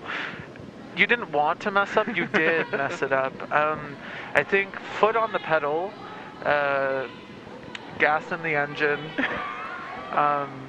Okay, we'll stop that conversation. Yeah, we'll leave it And there. But I like how much yeah. ice Jenny's taking here. They know the side's moving. Yeah, and for Violet, when you're in the hack, all you have to do is believe. When you're in the hack, seeing this about 8 feet of ice, you're thinking that's a ton of ice. So I like just trusting your skipper and throwing the tight center guard here. I think the tolerance for this shot, Sam, is to bring it in the house. And I think that's exactly what... If anything, I wouldn't mind maybe top 12, trying to finish it over as we see Zephrine doing so right now, maybe trying to get a bite. I don't mind the spot and it ends I up. think Violet has noticed how hard Zephrine has been sweeping this game and just wanted to give her a little bit of a break and just throw it to the spot they wanted. Yeah. I think, though, Sam, if we're being nitpicky... And we're not going to.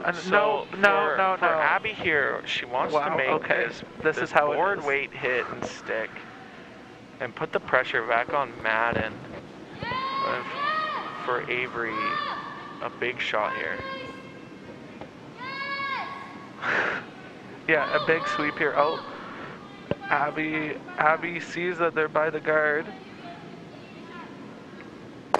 A great shot, rolling in front of that stone in the back 12 foot to, not gonna say it, but it really is in that thrower's view when you're throwing this hit and roll. Yeah. And Jenny did just mention it, so we kind of less pressure on us as commentators. Sure. And as we said, for Avery, a big hit and stick. Just the same for Violet. Though you are up 3, you want to keep the pressure on and make this hit and roll under the center guard you just threw.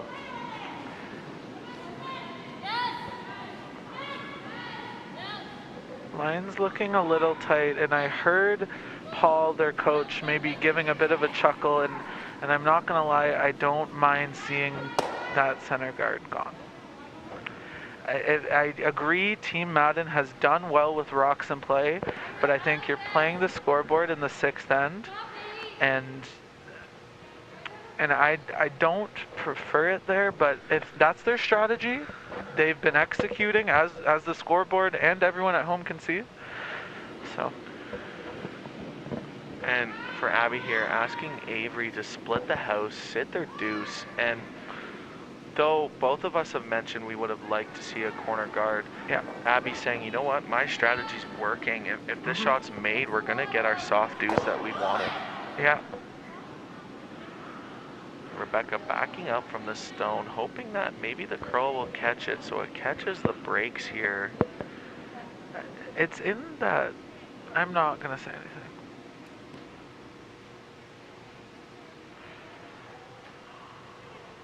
It hits the brakes, which we like to see.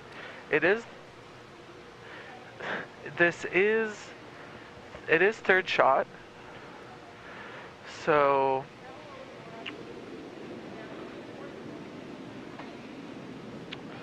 we'll see Team Madden play that hit.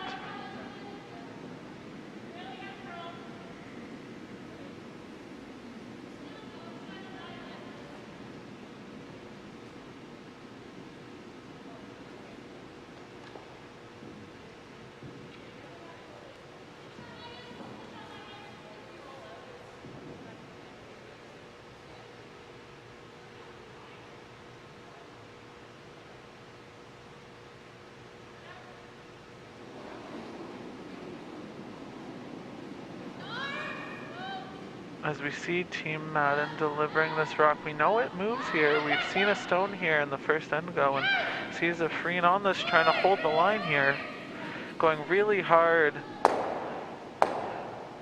and it stuffs it. So that brings the 3 into play for Team Solari.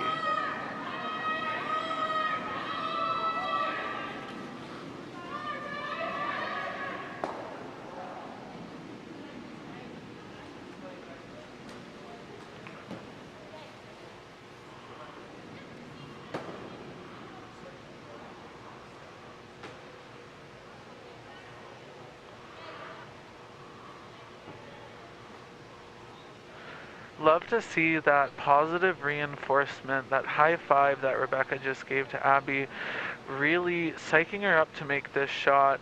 I'm not sure if it was caught in the broadcast, but it is confirmed that both sheets are only going to be playing 7 ends. So this is a key shot for Team Solari here. It looks really close here. Just to update everyone at home, we're having some weather here in the Dundas area, and for safety of everyone at the club, we want to get 7 ends in, wrap the games up, and get everyone home safe. Yeah, and I think, Sam, that seems to be... Oh, pardon me. I guess Sam has influenced me a little. I've spent a lot of time with him over the past 3 days, and apparently my vision, but I have glasses, so maybe it makes sense, but my vision's a little off too. I thought that was the last stone, but it looks like Team Madden has another chance here to maybe make a hit and roll, potentially a double, and yeah, sorry. At least we go even. We go even on the broadcast. We both made that mistake, and we'll both work on our math next time we are broadcasting live. Yeah, Sam, I'm here to support you no matter what choice you make, and even if it's a little bit of misinformation, it'd be like that sometimes. A lot of rotation on this stone thrown by Jenny here. It should be close. I believe they're looking for the nose hit there is not a bad call. Forcing Abby to exchange that nose hit for 3 points. And a big shot now that we are playing only 7 ends. You're wanting to obviously make this hit and stick and tie the game going into the last end.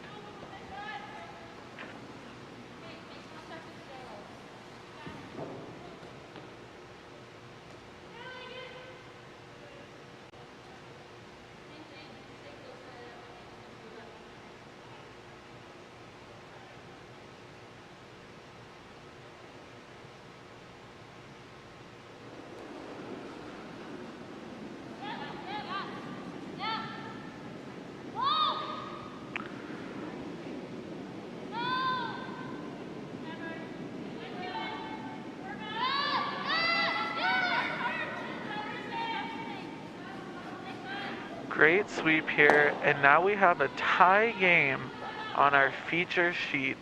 I did double check the math before I spoke up. So last end here on our feature sheet.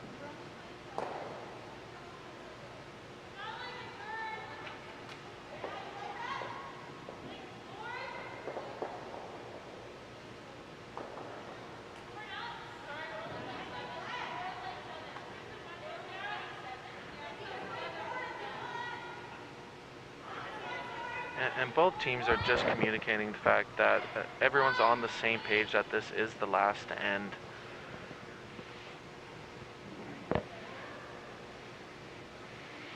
And for Team Solari,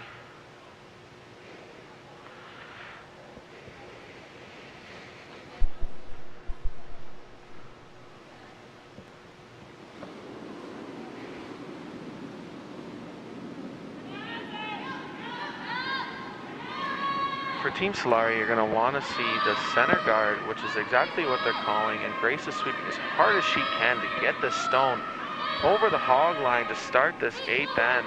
A big sweep, and it does get over.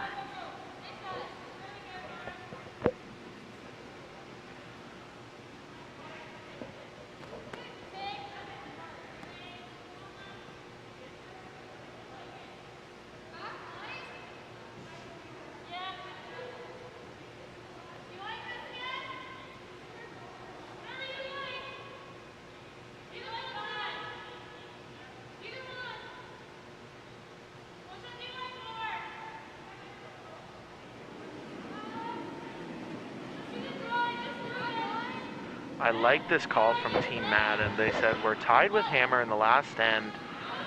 Let's make this tick and really open up that center. It needs to move. It's really close, Sam. Sam, I love to see the confidence in the front end that is a very confident skip in their lead. I feel they've practiced that shot, and I love to see it.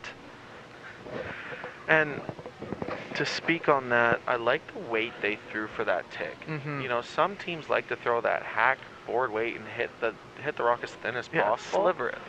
But Team Madden has decided as a team that let's throw that heavy back 8, back 12 weight and make the tick, open up the center for Jenny to have an open shot on her last.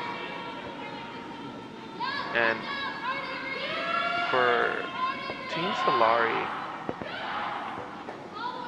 trying to get this a tight guard, and really your goal, if you're Abby, is to get as many guards in as possible, just to junk up the front and really put the pressure on Team Madden. No hesitation in this call by Jenny. Shot called, shot made for Zephrine on the first throw, and I like to see the confidence in the second shot as well. And I think another thing to keep in mind here, Sam, is that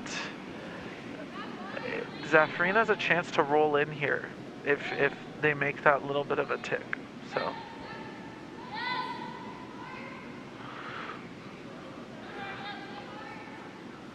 Oh, line's close for this one.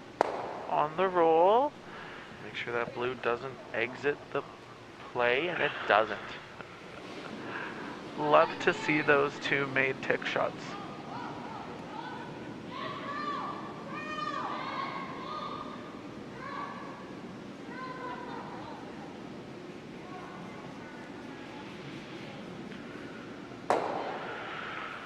And I like the guard call.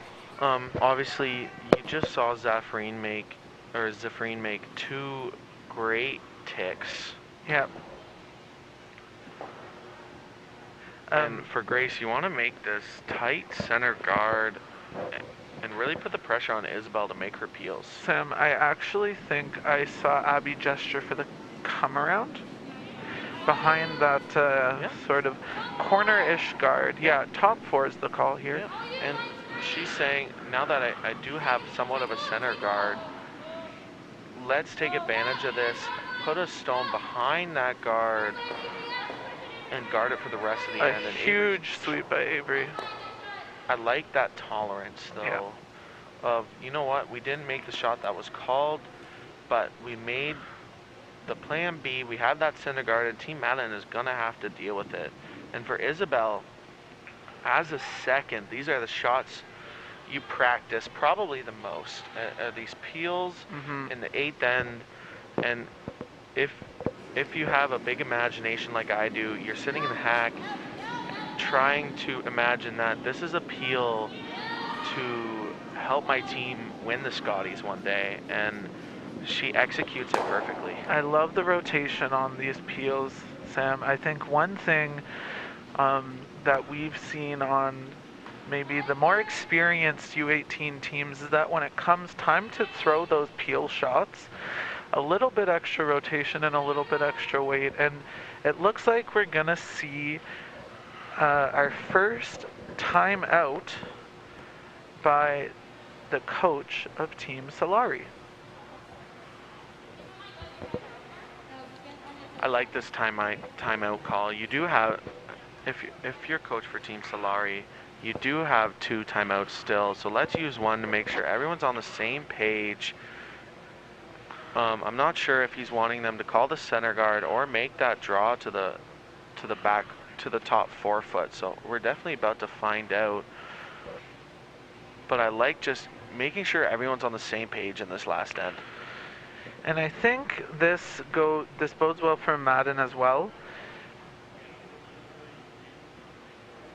I agree, because they could do the same thing. If you're Paul, you're telling your team that great ticks, great first peel, let's continue to execute those shots so Jenny has a shot to that 4 foot for the win. Yeah.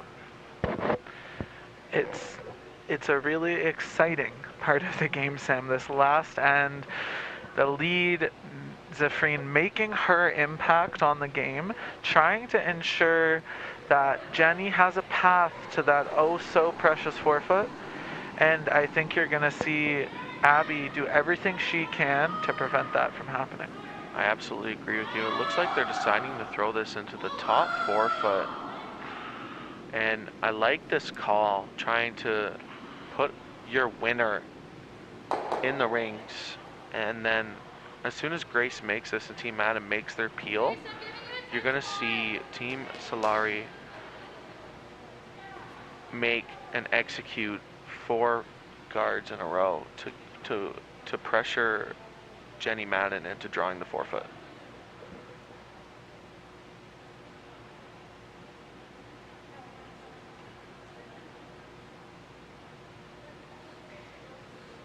Big shot here for Grace. We talk about every position having pressure shots, and this is one of those pressure shots for Grace. Yeah, every rock matters, every position matters, and that is apparently clear playing this final end. Yeah, and Avery communicating to Abby that though she isn't the sweeper of this stone, she's communicating that they want this rock to sit, so they did call the center guard.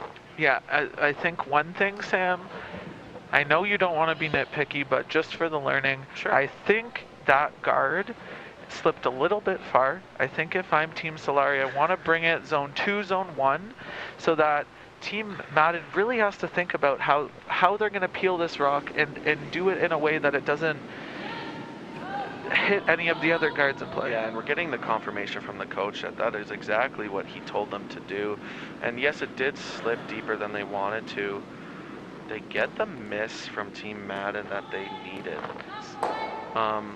And for Isabel, maybe just rushing the routine there. She normally takes her time, and it just looked like a little bit of, for future reference, if we're being nitpicky, a little bit of a rushed throw. So for Team Solari, big draw here.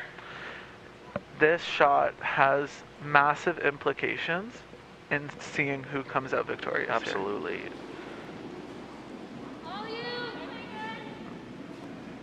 And Line's looking close. Yeah, Grace staying close to this stone. We're going to see a big sweep here like we've seen by all the sweepers on the ice this game. But the most important one for Grace right now, get this by the center guard. And they do get by. They don't get top 4 like they want, but yeah, we talk about tolerance all the time, and that is a great tolerance to have. Controlling that control zone in that tight guard. Update on sheet 1, Madaw just called a timeout. We love to see those suggested timeouts signaled behind the glass.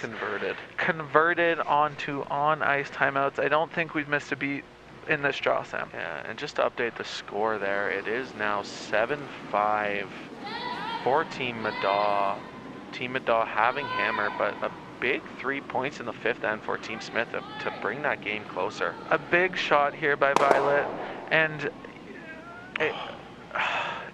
it's so close, but you like to see it's a yellow rock out front and they remove 2 of those blue stones. I think eventually, Sam, Team Madden is going to have to decide when to shift gears and decide what they're going to do when they shift gears.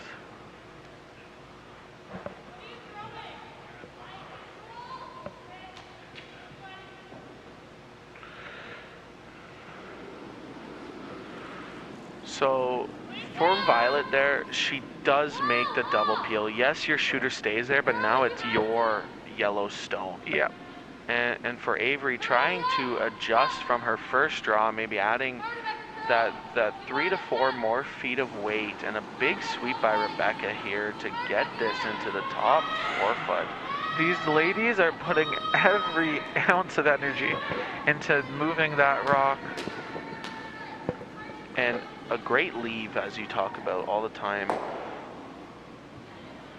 That center obviously is very congested with center guards, and for Team Madden and for Violet sitting in the hack here, they're discussing on how to make this double peel without leaving our shooter.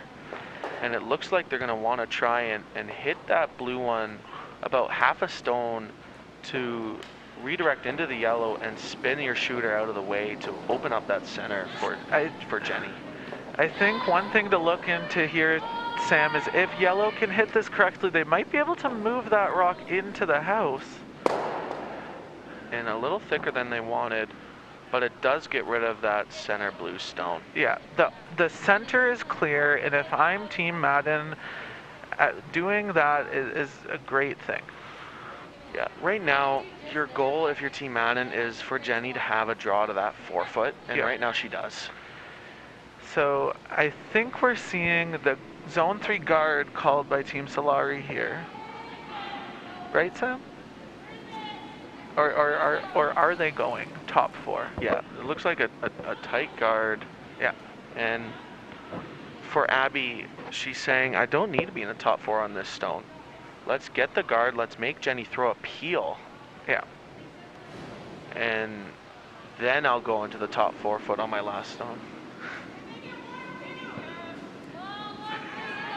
And the coaches, as engulfed in our commentary as the viewers are in at home, and I love to see that engagement between the coaches and us commentators here. And I feel like if you're Team Solari's coach, you probably wanted them to go top 4 on this stone. Yeah. But you can't complain about that execution of that center guard. Yeah, so just for the viewers at home, just the thinking behind that is, okay, blue, top 4 behind. Oh, we see a timeout call attempted. And let's see if it's converted. I think timeout gate, and the gate is closed. Is telling the back end that we want a timeout here. Yeah, I see Isabel. And it is called. It is called. We'll see a timeout on our stream sheet. And I think for Paul, he just wants to communicate to his team what the best call here is. So maybe if you're Team Madden, do you ever try and make this tap or the draw through the hole and beat Team Solari into the top 4-foot? Yeah, this is, as Russ Howard would call, 1 dozen to 2 half dozens. I didn't say it right, but they both equal 12, so I'm proud of myself. But it's really just an either or here. The baker's dozen quote that I can't remember what. Anyways. No, we don't bake bread here, but we do curl. And I think right now, Paula's maybe saying, do you want to have that draw to the button if Team Solari is able to come around that yellow stone and place it full 4-foot? Are you comfortable with that button shot, or do you want to get in there now and say, look, I'm in there, Team Solari. It's up to you to throw a stone better than the one that I am at right now. Yeah, you could also argue, and this would be a much harder shot, but a 2-for-1. If you peel that blue one and redirect your shooter into the yellow stone, you might be able to tap that into the rings, depending on how much weight you throw. So I'm not sure if that's what they're talking about, if they're talking about the tap. Sam, the fact that you brought me up literally got me out of my chair to look at those angles. And I do see what you're saying there. I think you could peel that blue guard, and if you hit it at probably about 1/4 of a rock, you promote that yellow stone and get that 2-for-1. But right now, I think the shot that should be called is the shot that Jenny's feeling. And if Jenny's feeling the tap, I like the tap. If Jenny's feeling the peel, I like the peel. I absolutely agree with you. And it looks like Jenny made a decision. She's going to throw that back 8, back 12 weight, tap that yellow stone into the 4-foot, and put the pressure on Abby. Big shot. Big shot here. Yeah, and the last 3 stones of this end are all huge.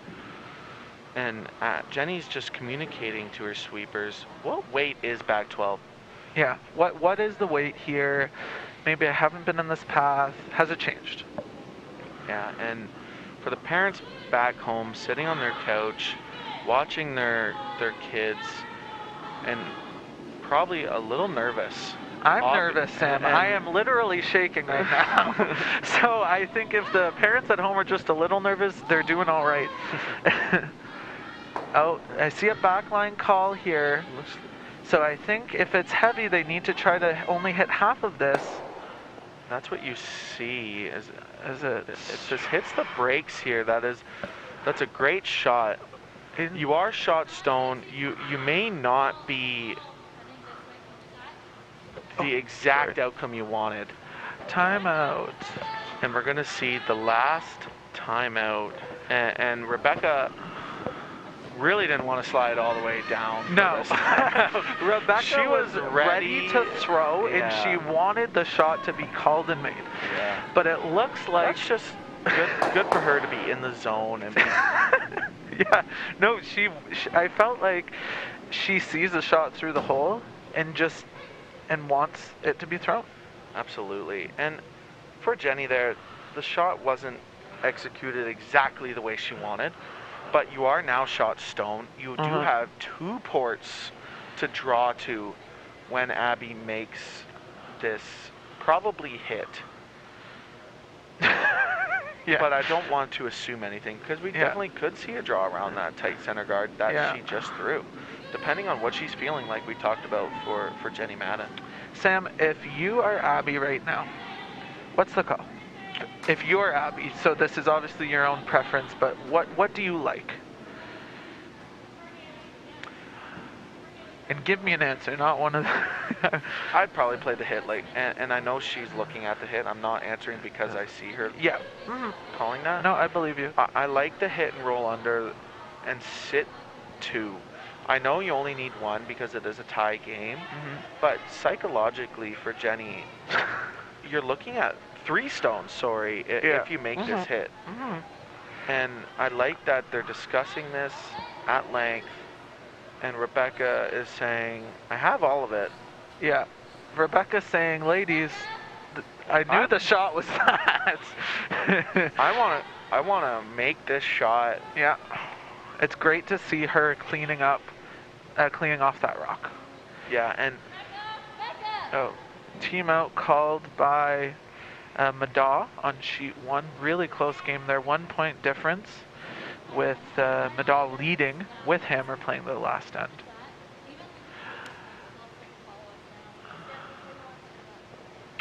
So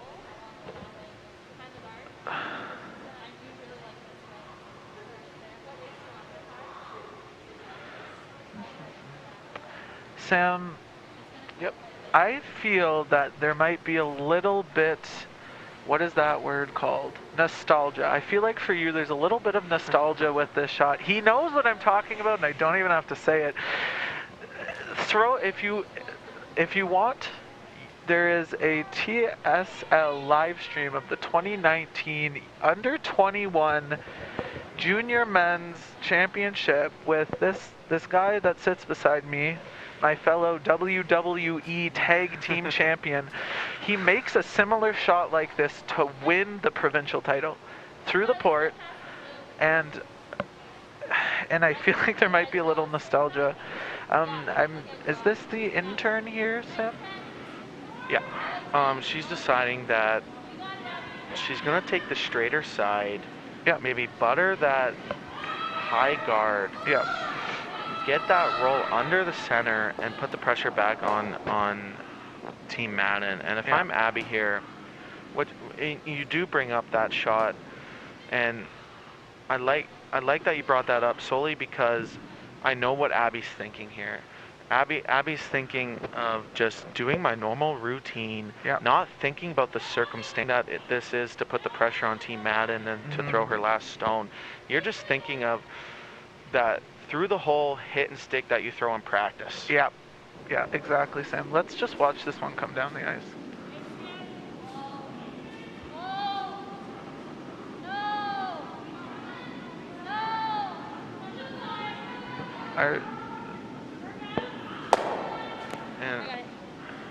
And not the result Team Solari is looking for, but Sam, these ladies have nothing to be ashamed of. This is a high quality final with the point differential being quite literally 1. Yeah, what a game we were treated to. You saw Team Madden really control those first 4 ends, but then you saw Abby Solari and team really bring on the pressure and make in that all-important sixth end, make a great shot for 3 to tie the game going into the last.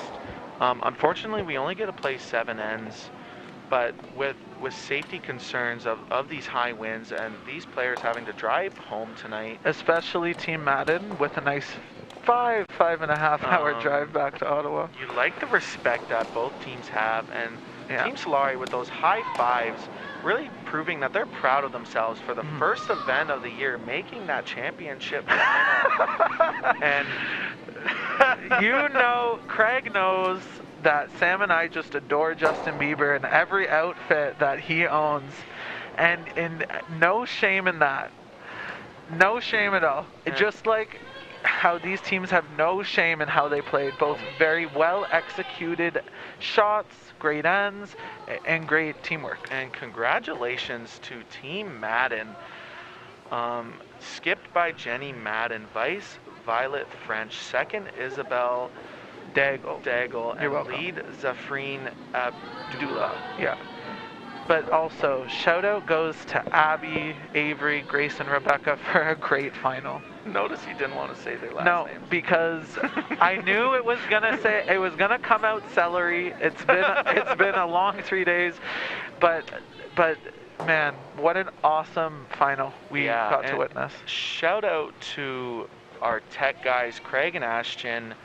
We couldn't do it without them. Thank you for an amazing weekend, and I'm sure the parents back home are very thankful for them to be able to help us put on a live stream for everyone to see. Yeah. A great picture there for Team Madden. I'm not sure if that's their first Junior Slam title. I don't know. And we got assistant coach saying it isn't, but to start off this season with a Junior Slam championship is obviously a great way to start. No, I completely agree, Sam, and I think Team Madden did a really good job of managing the house and the scoreboard. Absolutely. Ever since that first end, you see points scored in 2, 3, 4, 5, and 7, which leads them to that edge. And both number 1 seeds out of the round robin decided to keep that momentum going into the playoffs for men and women's side. Yep. You see the number 1 seed take the championship. We were treated to some amazing curling this weekend, and we were not sure about the future of curling in the province of Ontario. As of now. With the pandemic numbers increasing and more cities going into that red zone, we are thrilled to be able to hold this event in the Dundas Golf and Curling Club. I'd like to shout out Rob Matheson for putting on 4 sheets of ice that have been so good all weekend long. On the live stream, you only got to see glimpses of the other sheets, but all 4 sheets have been consistent. And Rob, a huge shout out to you. Thank you to the Dundas Golf and Curling Club staff for feeding us. Yes, some excellent meals. Let's be honest. For feeding some of our curlers great food here, and they stayed open later than they normally do this time of golf season for us. Yes. And we really appreciate that. Thank you to all 16 teams that showed up here. There is one game finishing up. If the cameras do want to point towards that sheet 1, we are in the last end between Team Madaw versus Team Smith. Team Smith making a little bit of a comeback here. They were down 7-2. Takes 3 and 5 and the steal in 1 and 6 to have a 7-6 game coming down to the last end. Yeah, Sam. I think the quality of play, regardless of if it was the feature sheet or all across the rings, it just speaks to the parity in this field. All 8 women's and men's teams very close, and even if there might be a favorite on paper, it doesn't necessarily translate into a win for that team. And I like to see that competitiveness and that competitive spirit. So here we see Emily Madaw throwing her first blue stone of this end. They do have a hammer, so it's So we're looking for maybe a nose hit or a hit and roll away. I like the weight here, controlled weight, bringing the sweepers into play. And we hear Mara ask for a curl. And although they aren't shot, it's never a bad thing to see the removal of two like opposing team stones. Yeah, I fully agree with you. That wasn't the outcome Madon wanted, but you do get rid of those two yellow stones, and for Team Smith, you absolutely have to play the draw around these edge of 4-foot guards. Yeah. So you see Team Smith talking about the placement of the stone. I like that they're taking their time. This is the last shot of the game. So they're taking their time, really focusing on where to place this stone and put the pressure on Team Madaw. You'd like to see it about full 4-foot, half to fully buried around those guards, so that you'll have Emily Madaw draw against the loss.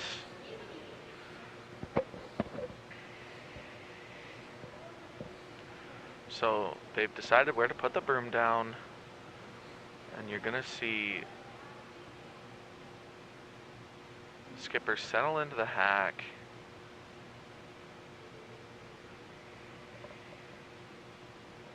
And like we talked about for Abby, same thing here. You want to do the same routine you do in practice as you are in this 3-4 game. Though this is the first event of the year, big shot.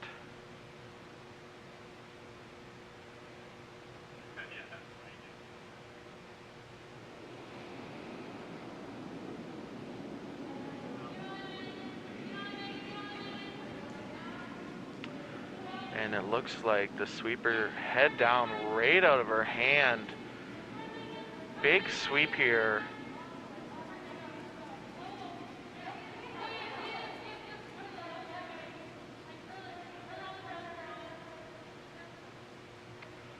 And what a great shot. Under pressure.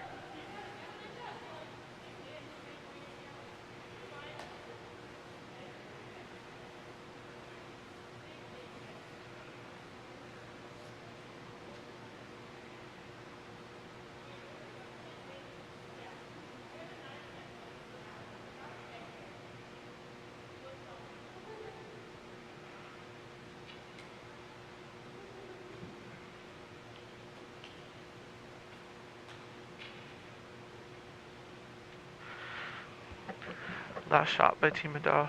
It's a big one.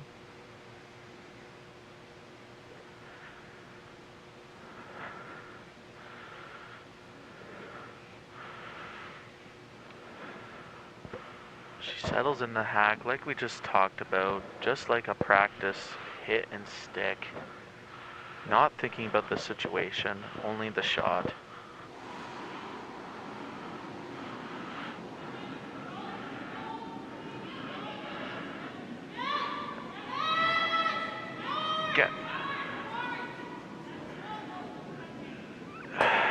Sam, you hate to see that on a last shot throw. That rock... Unlucky for Team Madaw that rock grabs. Yeah, that rock definitely picked, and you hate to see that, especially at the end of a close game. That's a tough one. It's definitely a tough pill to swallow if you're Team Madaw, but you have to remember that... Sorry. You have to remember that this is the beginning of the season, and we don't know when our next event's going to be, but to just, when you can get practice ice, just try to put that behind you. Yeah. You know, picks don't happen often, but when they do, you just kind of have to swallow that pill. It's part of our sport. Yeah. It's unfortunate that it happens in the last stone of the game, but you just have to swallow that pill and focus on the next event, whenever that may be. Yeah. I just want, again, to thank the Dundas Golf and Curling Club for letting us be here and put on an event for these 8 men and 8 women's teams. Yep. I know that we've had nothing but happiness from the players that they got to play. Yes. And that's all they want to do right now is they want to play. Yeah. So we don't know when we're going to see you next, but for me and Ryan and I. Or Ryan and I, if I want to have proper grammar. Thank you.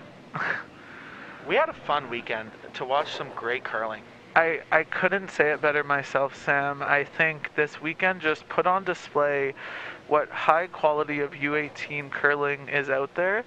Lots of learning opportunities taken, lots of fun that was had, and overall a really great tournament and lots of safety involved. And to be quite honest, if you told me that I would be in a curling rink wearing a face mask anytime January, maybe December last year, I think you're ludicrous. But I'm happy to see that Dundas Valley Golf and Curling Club, as well as Junior Slam Series, have been able to come together, create the safe space for the athletes, and create a little bit of positivity in a little bit of an uncertain world. Absolutely.